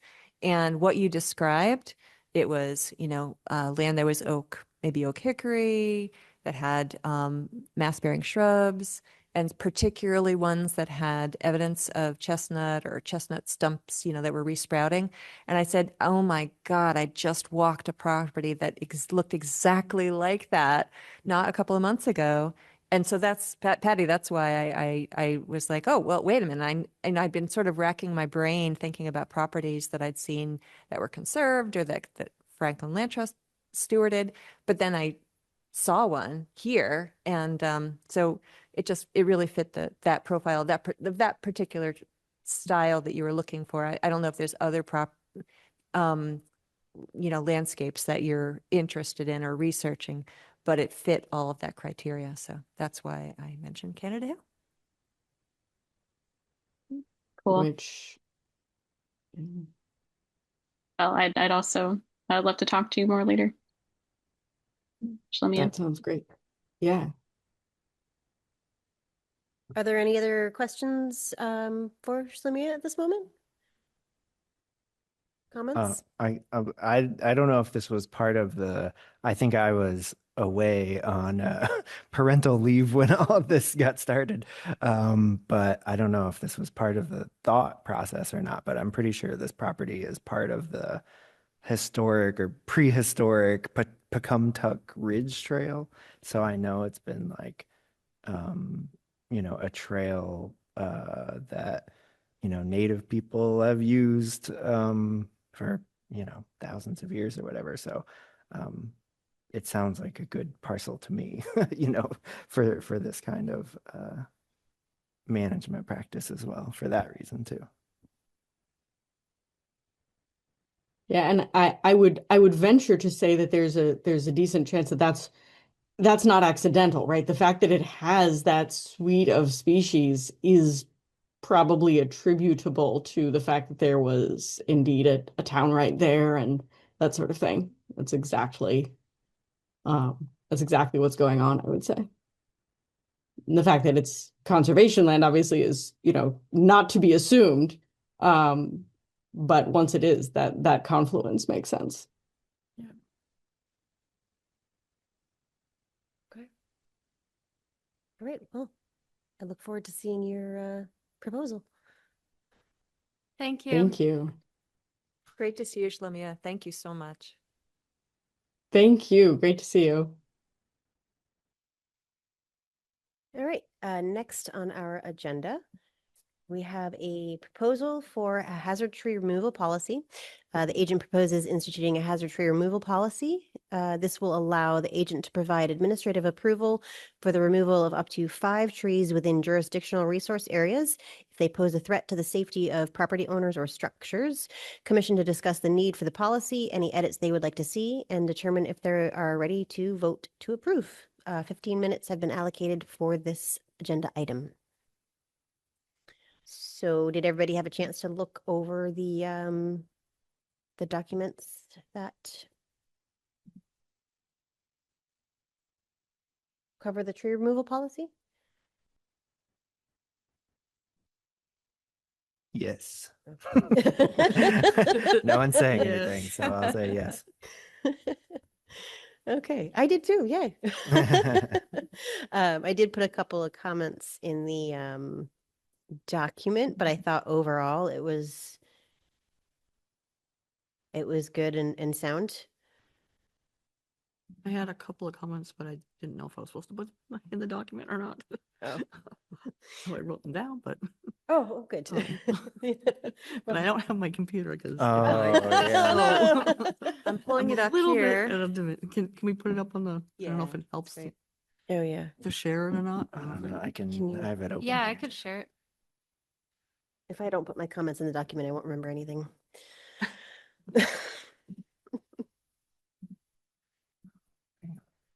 Um, why? So there's a proposal policy and then an application that you generated too. That's helpful.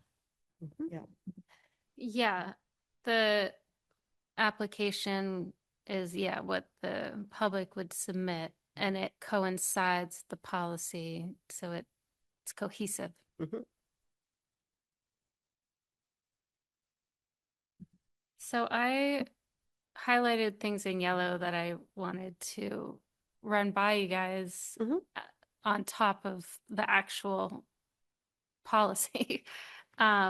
There's just things like specific, like no more than 3 of the 5 trees may be located solely in the 25-foot no disturb zone, like that kind of specific stuff where it could be no more than 2 or no, or not 5 trees, 4 trees, what, all this would be very easy to change. I just wanted to get like the bulk of the policy written down so Mhm. we could move the ball forward, but it's definitely open to tweaks in all regards, really, but especially in those regards.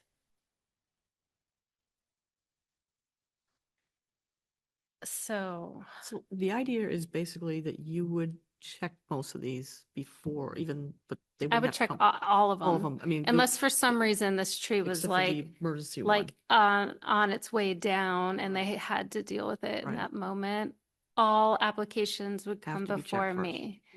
And then, it'd be a means of expediting the process due to the risk for safety or personal property destruction or Right. damage, I guess is the word.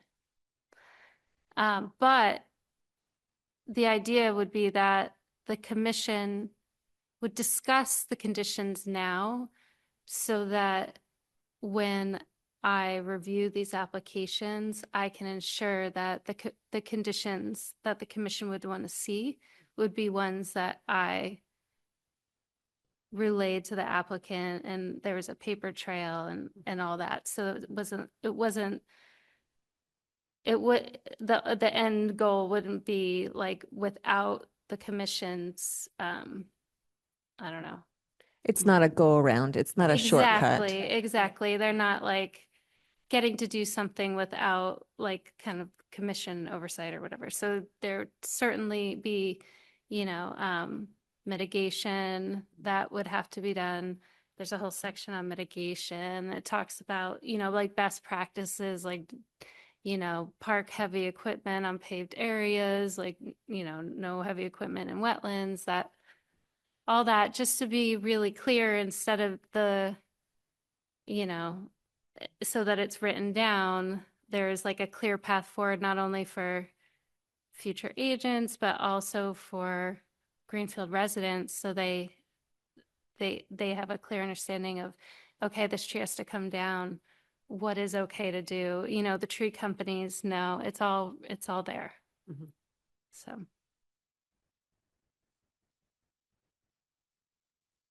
I think one question I had was, it doesn't say anything about leaving a stump in place, or it says stump, but not like Yeah. a snag, like a 6-foot snag or whatever. Okay, yeah, there's That's- nothing about snags. And that's a lot of, I feel like a lot of times when people want to cut a tree down, we'll say, or if it's like, if it's a hazard, say it's like 10 feet from your house and it's a huge tree. Well, what if you left an 8-foot snag? Like, that's not going to hit your house, and it still has like wildlife value. And Mhm.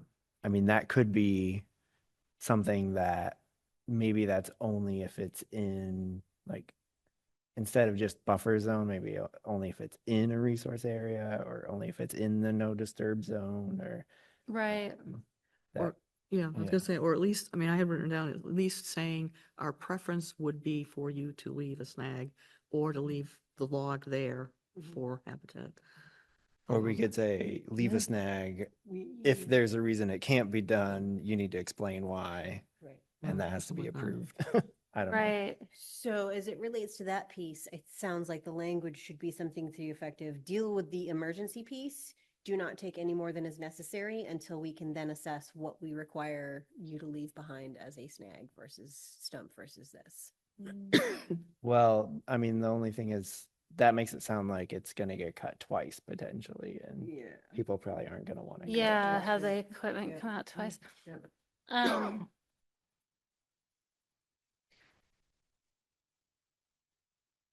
Cause like also with the mitigation part, like if they're, all right, let's just like do a little run through. Mhm. What if someone had 3 trees that were in close proximity to their home? They're very tall Mhm. and they want to just cut them to the stump so that they can replant them. Is there any like acknowledgement of not wanting 3 like decapitated kind of trees right next to their house? Aesthetics, essentially. Aesthetics, yeah. Right. Yeah. Which, cause like that's the thing, that it's someone's yard, but where do we draw the line between like habitat value? And, if they are gonna replant another tree in its place, native tree, is there, could it be like mitigation is leave the snag? Or some sort of like ABC, so they have some options for aesthetics? Or if it's over 3 trees, 50% has to be snags, or I don't know, something like that to give them a little bit more Autonomy over their own property. yeah, Mhm. but still putting an emphasis on mitigation.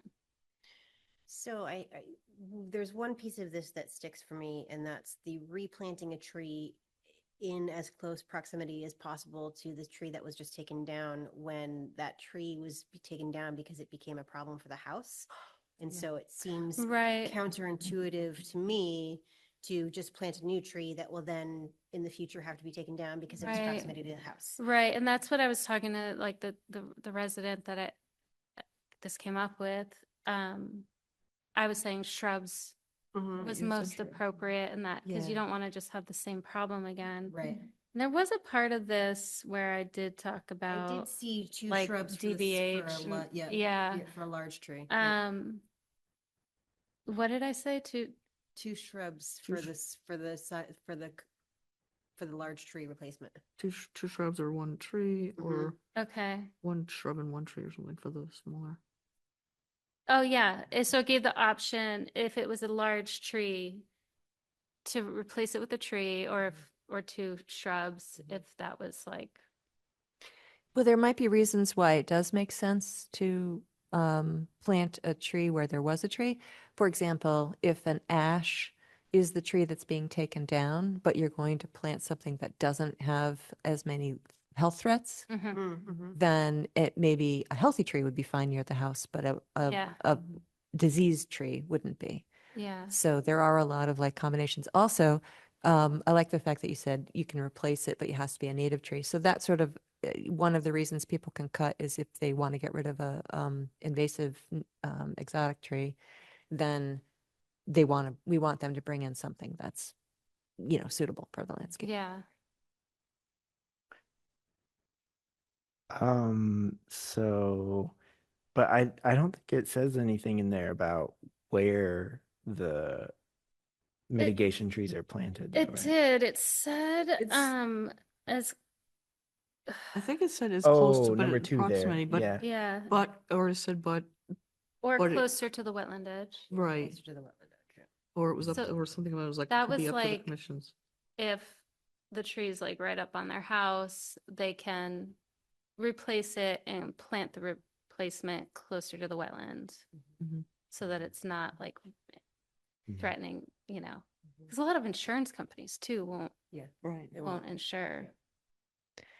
Could we add, I don't know if this makes sense, but could we add leaving a tall standing snag that's still safe to one of the waiver conditions? Like instead of planting, Oh, just yeah. leave a lot of the tree as a wildlife But- installation? I guess the only question there is that would sort of mean that to us it's like preferable to leave a snag. Like, is it Yeah. preferable to have a new native tree there? Right, Or is right. it preferable to have a snag? And I think a lot of times when we've done this in the past, I don't think we've had people replant trees. Right. I think we've Yeah. had them just leave the snag and say that's it. Right. People So- just come and said they needed to take something down. We haven't said.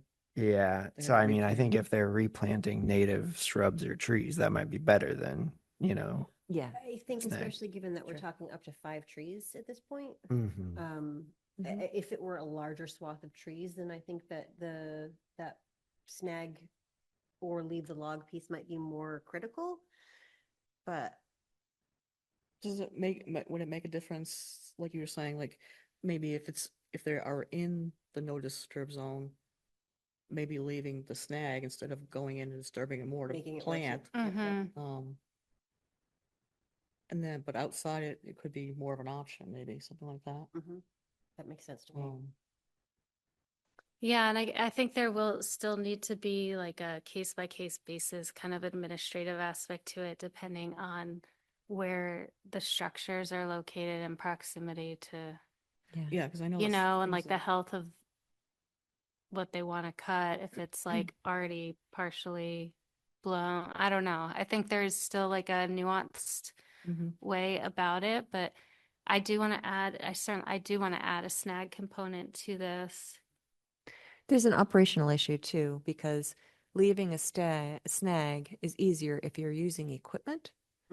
Whereas if you're just cutting it with a chainsaw, On the you ground. can't do this. Right. Or Yeah. you have to have somebody climb, which is Yeah. more dangerous. Right. Yeah, exactly. So if somebody's in a wetlands and they're just using a chainsaw, then it might be difficult for them to leave a substantial snag, certainly. They could leave a taller stump.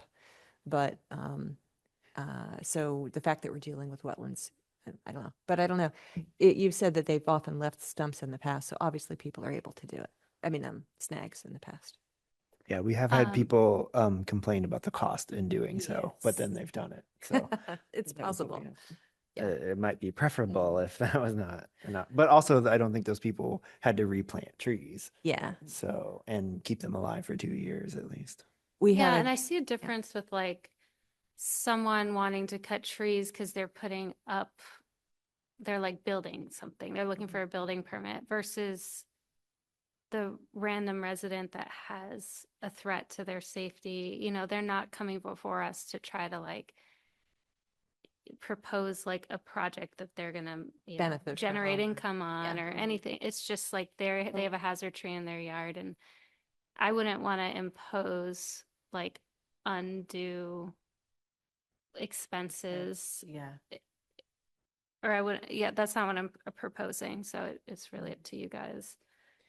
I'm interested in the removal too, because leaving the tree on the ground can be beneficial as long as it's not a fire hazard or, if it's, if it's someplace that it can be left. That's, Right. and I really like the discussion in the policy about the benefits of standing trees, of both tree materials and of Right. snags. Yeah, the little educational Mhm. portion. Yeah, that's good. No, I think that matters if this is a public facing policy piece of paper or document. Yeah. Yeah. I think the application asks about removal, like Okay. if it's going to be removed or. Yeah, because I could, like, this could be like our discussion night, and I could go back through and incorporate these little tidbits into the policy to make it more thoughtful in that way. Because I do think there could be, like, yeah, in the application, maybe it says, like, are you removing the log or whatever? And also it could be like, do you intend to leave a snag or something like that, even if it's just planting. And then in like the educational part of it, it could talk about the importance of snags and logs and stuff to plant the thought that that's an option. They don't have to Chop it up just and take it grind all it out of and- there. Yeah. I'm a little bit, I don't know if this is changing the subject, but going back to where it says be planted as close to the cut tree as possible or closer to the wetland edge. Mhm.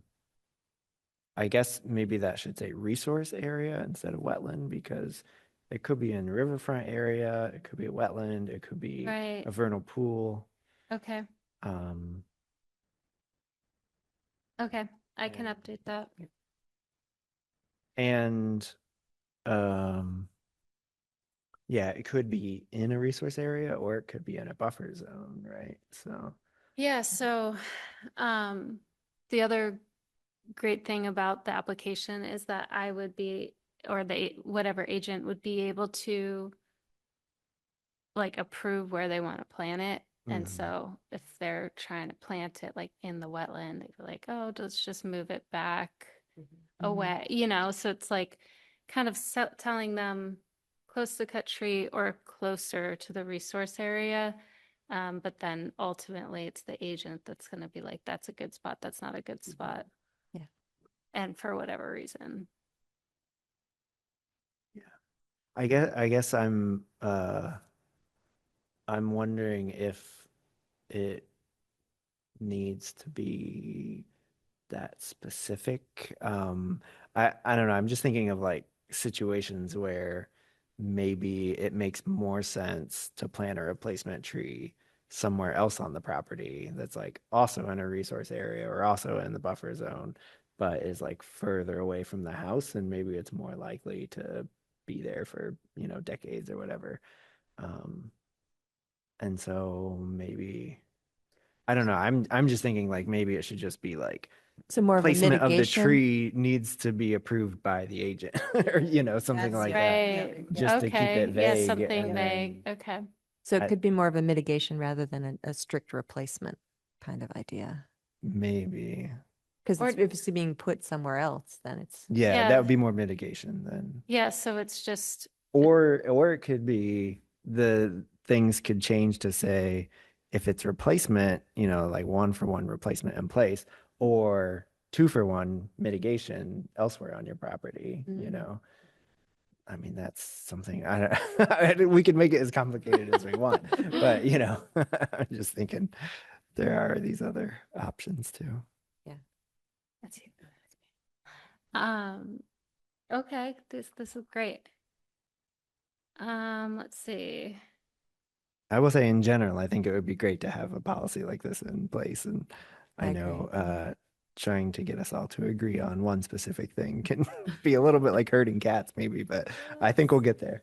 It sounds like there's only, unless there are other concerns and issues that you've seen as you go through it, sounds like there's one thing that we need to really massage, and the rest of it is, I mean, my stuff is largely semantics in there. Mm, That's, yeah, mine was a little kind of, yeah, with some words, more Wordsmithing. just wordsmithing and maybe some placement. I don't know. I was just Like looking the at, flow of the document. well, or almost sort of like right at the beginning where it talks about tree removal policy does not apply to a major forest cutting, but I think maybe also add right there at the beginning, or just a tree because it's inconvenient or whatever.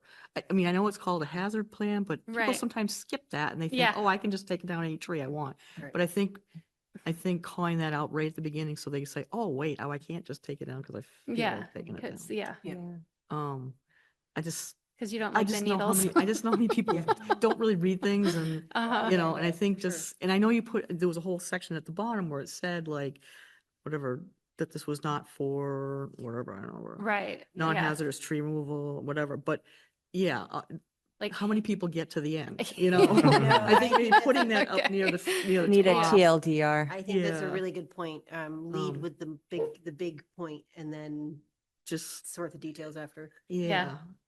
I mean, I guess I just always, I don't know. I mean, think of I have that people problem. that way, I'm like, where they're not- geez, where 8 they're not gonna pay pages. attention. Yeah. Right. Okay. You know, just I'll skip to the form, tell me what to do, you know, and not read the whole thing, but Yeah, exactly. Okay. Yeah, I'll do that. I'll change that. Oh, and I will point out that it does say mitigation instead of replacement in there already. So Okay, then there you I don't go. know. I mean, it is mitigating the cut, and you know, if you're replacing, we're not necessarily replacing because maybe it was a non-native and we're replacing it with a native, so that's Exactly. mitigating. And I don't know, or replacing, you know, adding shrubs instead of a tree. I like the fact that there's options. I feel like that's Yeah. strong, you know, gives people the ability to adapt it. Mm-hmm.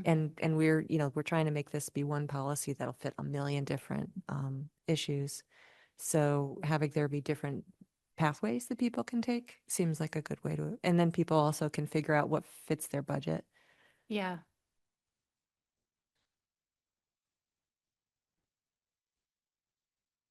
Okay. Great. is this gonna, I guess I was wondering, is this gonna be sort of our,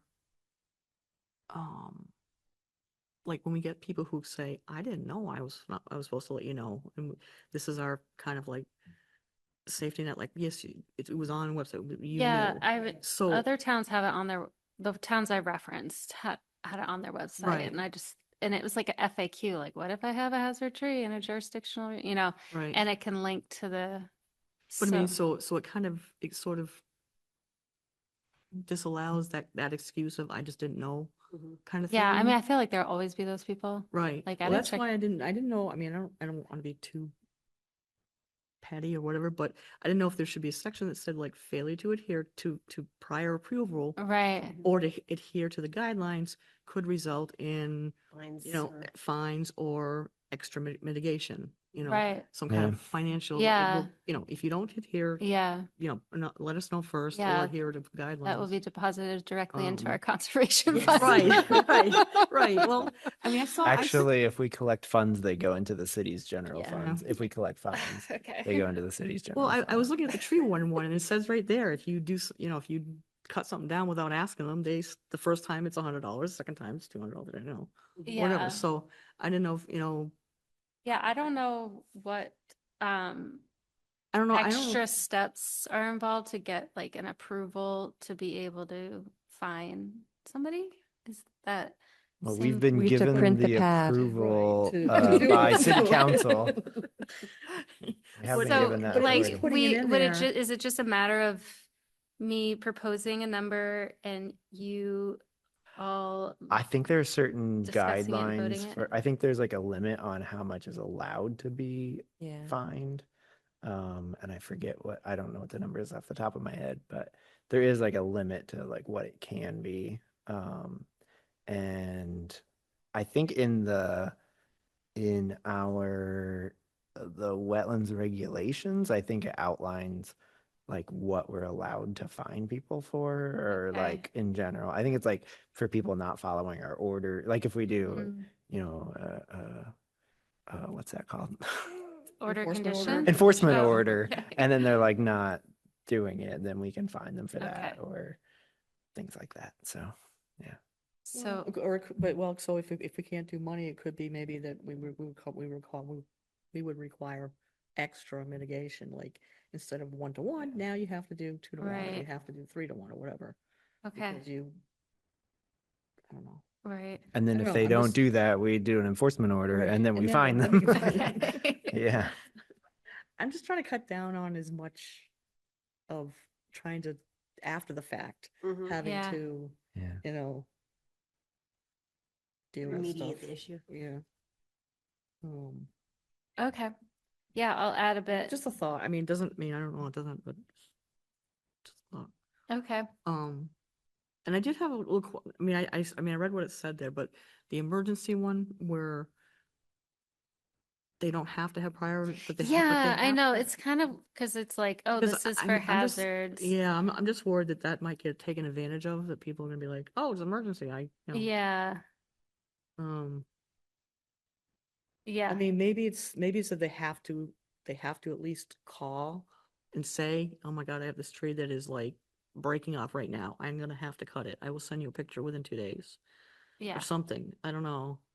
It does require, I can read it out. If a tree becomes emergency tree removal, if a tree or trees become an imminent danger to life or property, it can be removed without prior approval, provided the hazard tree removal application is retroactively submitted to the Conservation Department with photo of the tree or trees within 48 hours of removal. So that's what we're requiring.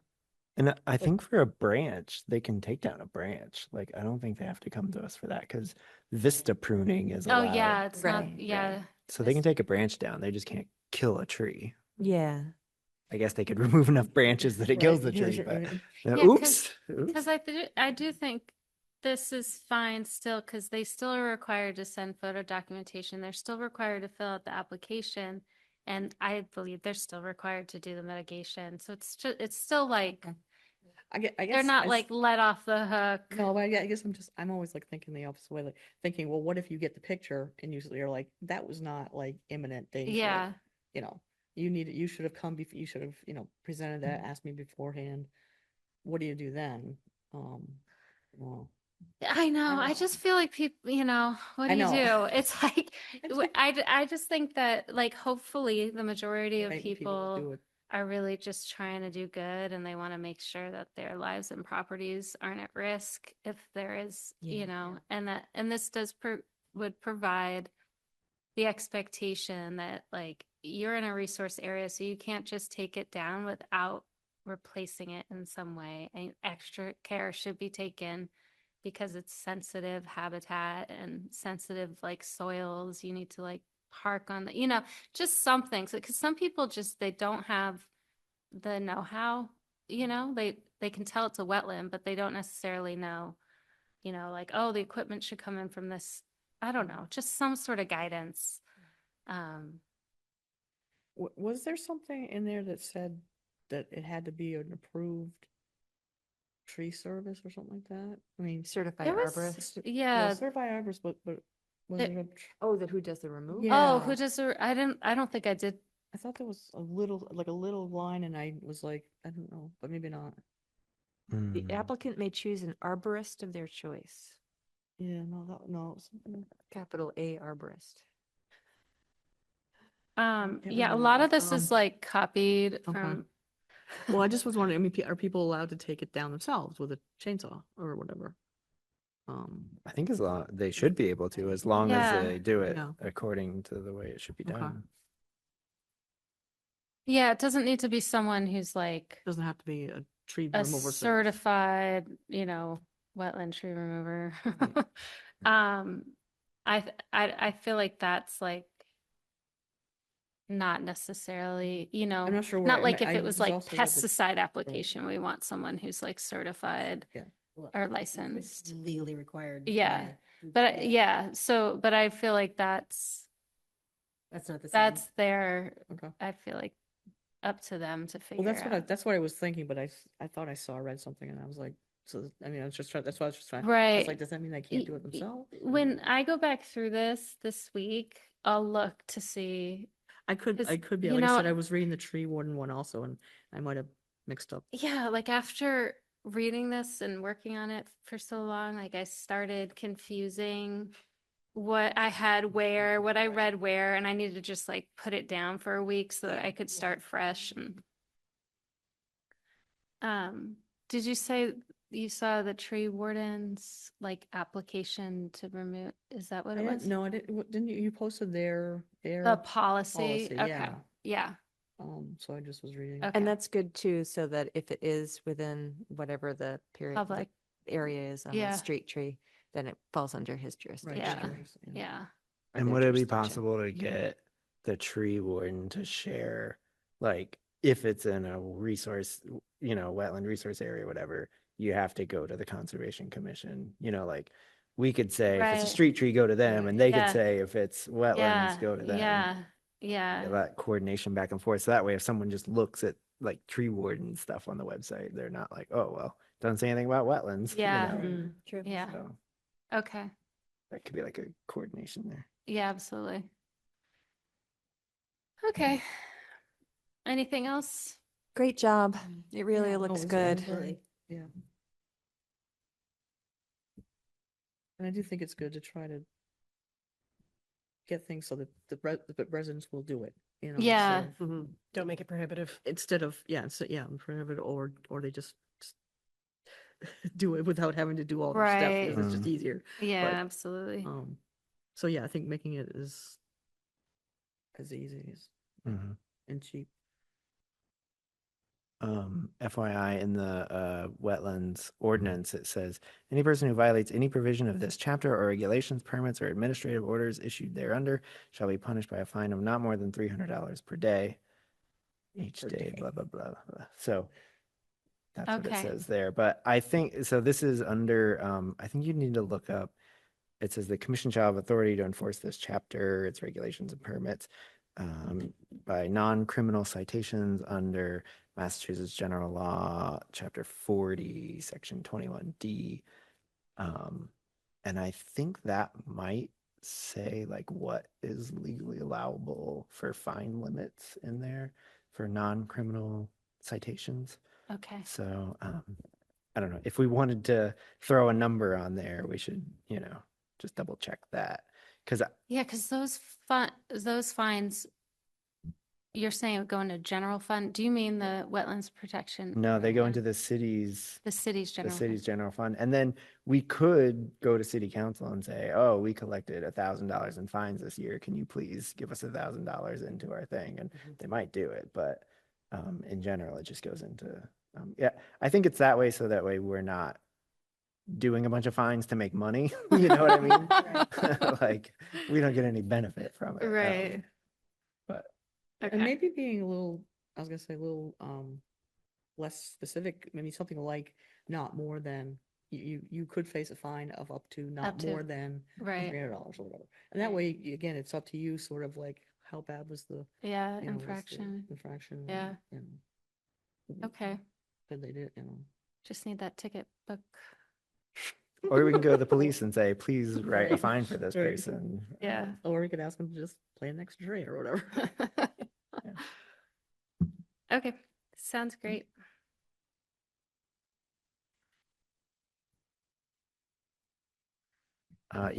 By the fines, it says property owner shall be notified of the fine by certified mail or served by the enforcing persons, which shall be the Conservation Commission, any of its designees, or any police officer. So it does say a police officer can do it, or the agent, or anyone on the Conservation Commission. Oh, okay. Great.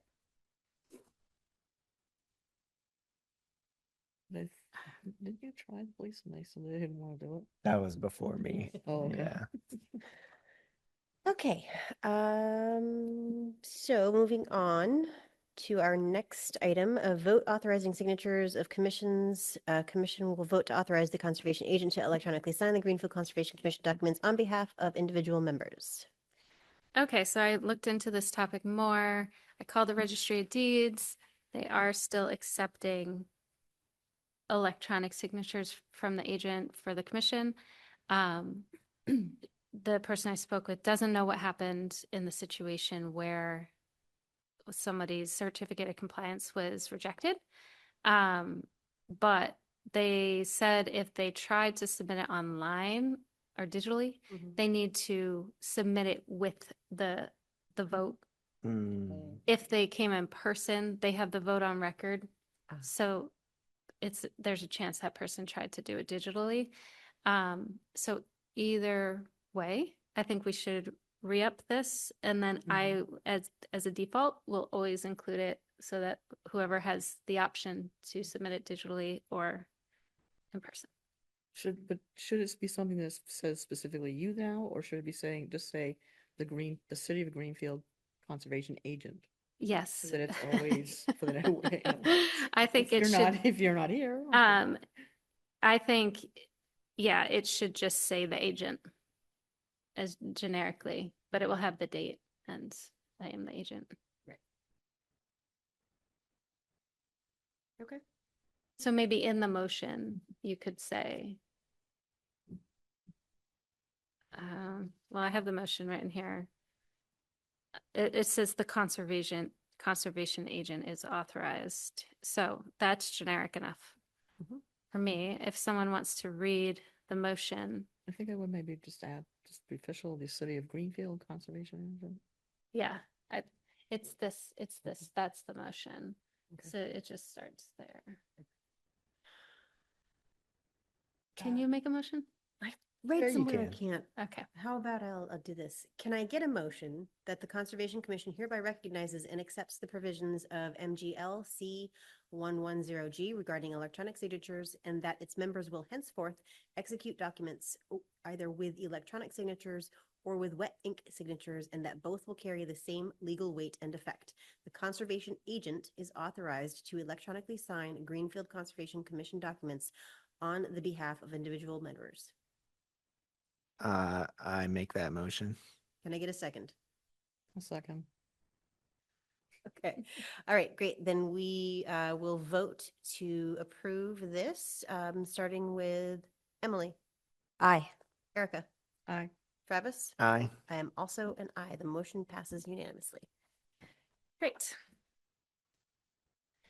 All right, final item on the agenda. We've really made up time with that. Yeah. 2 minutes.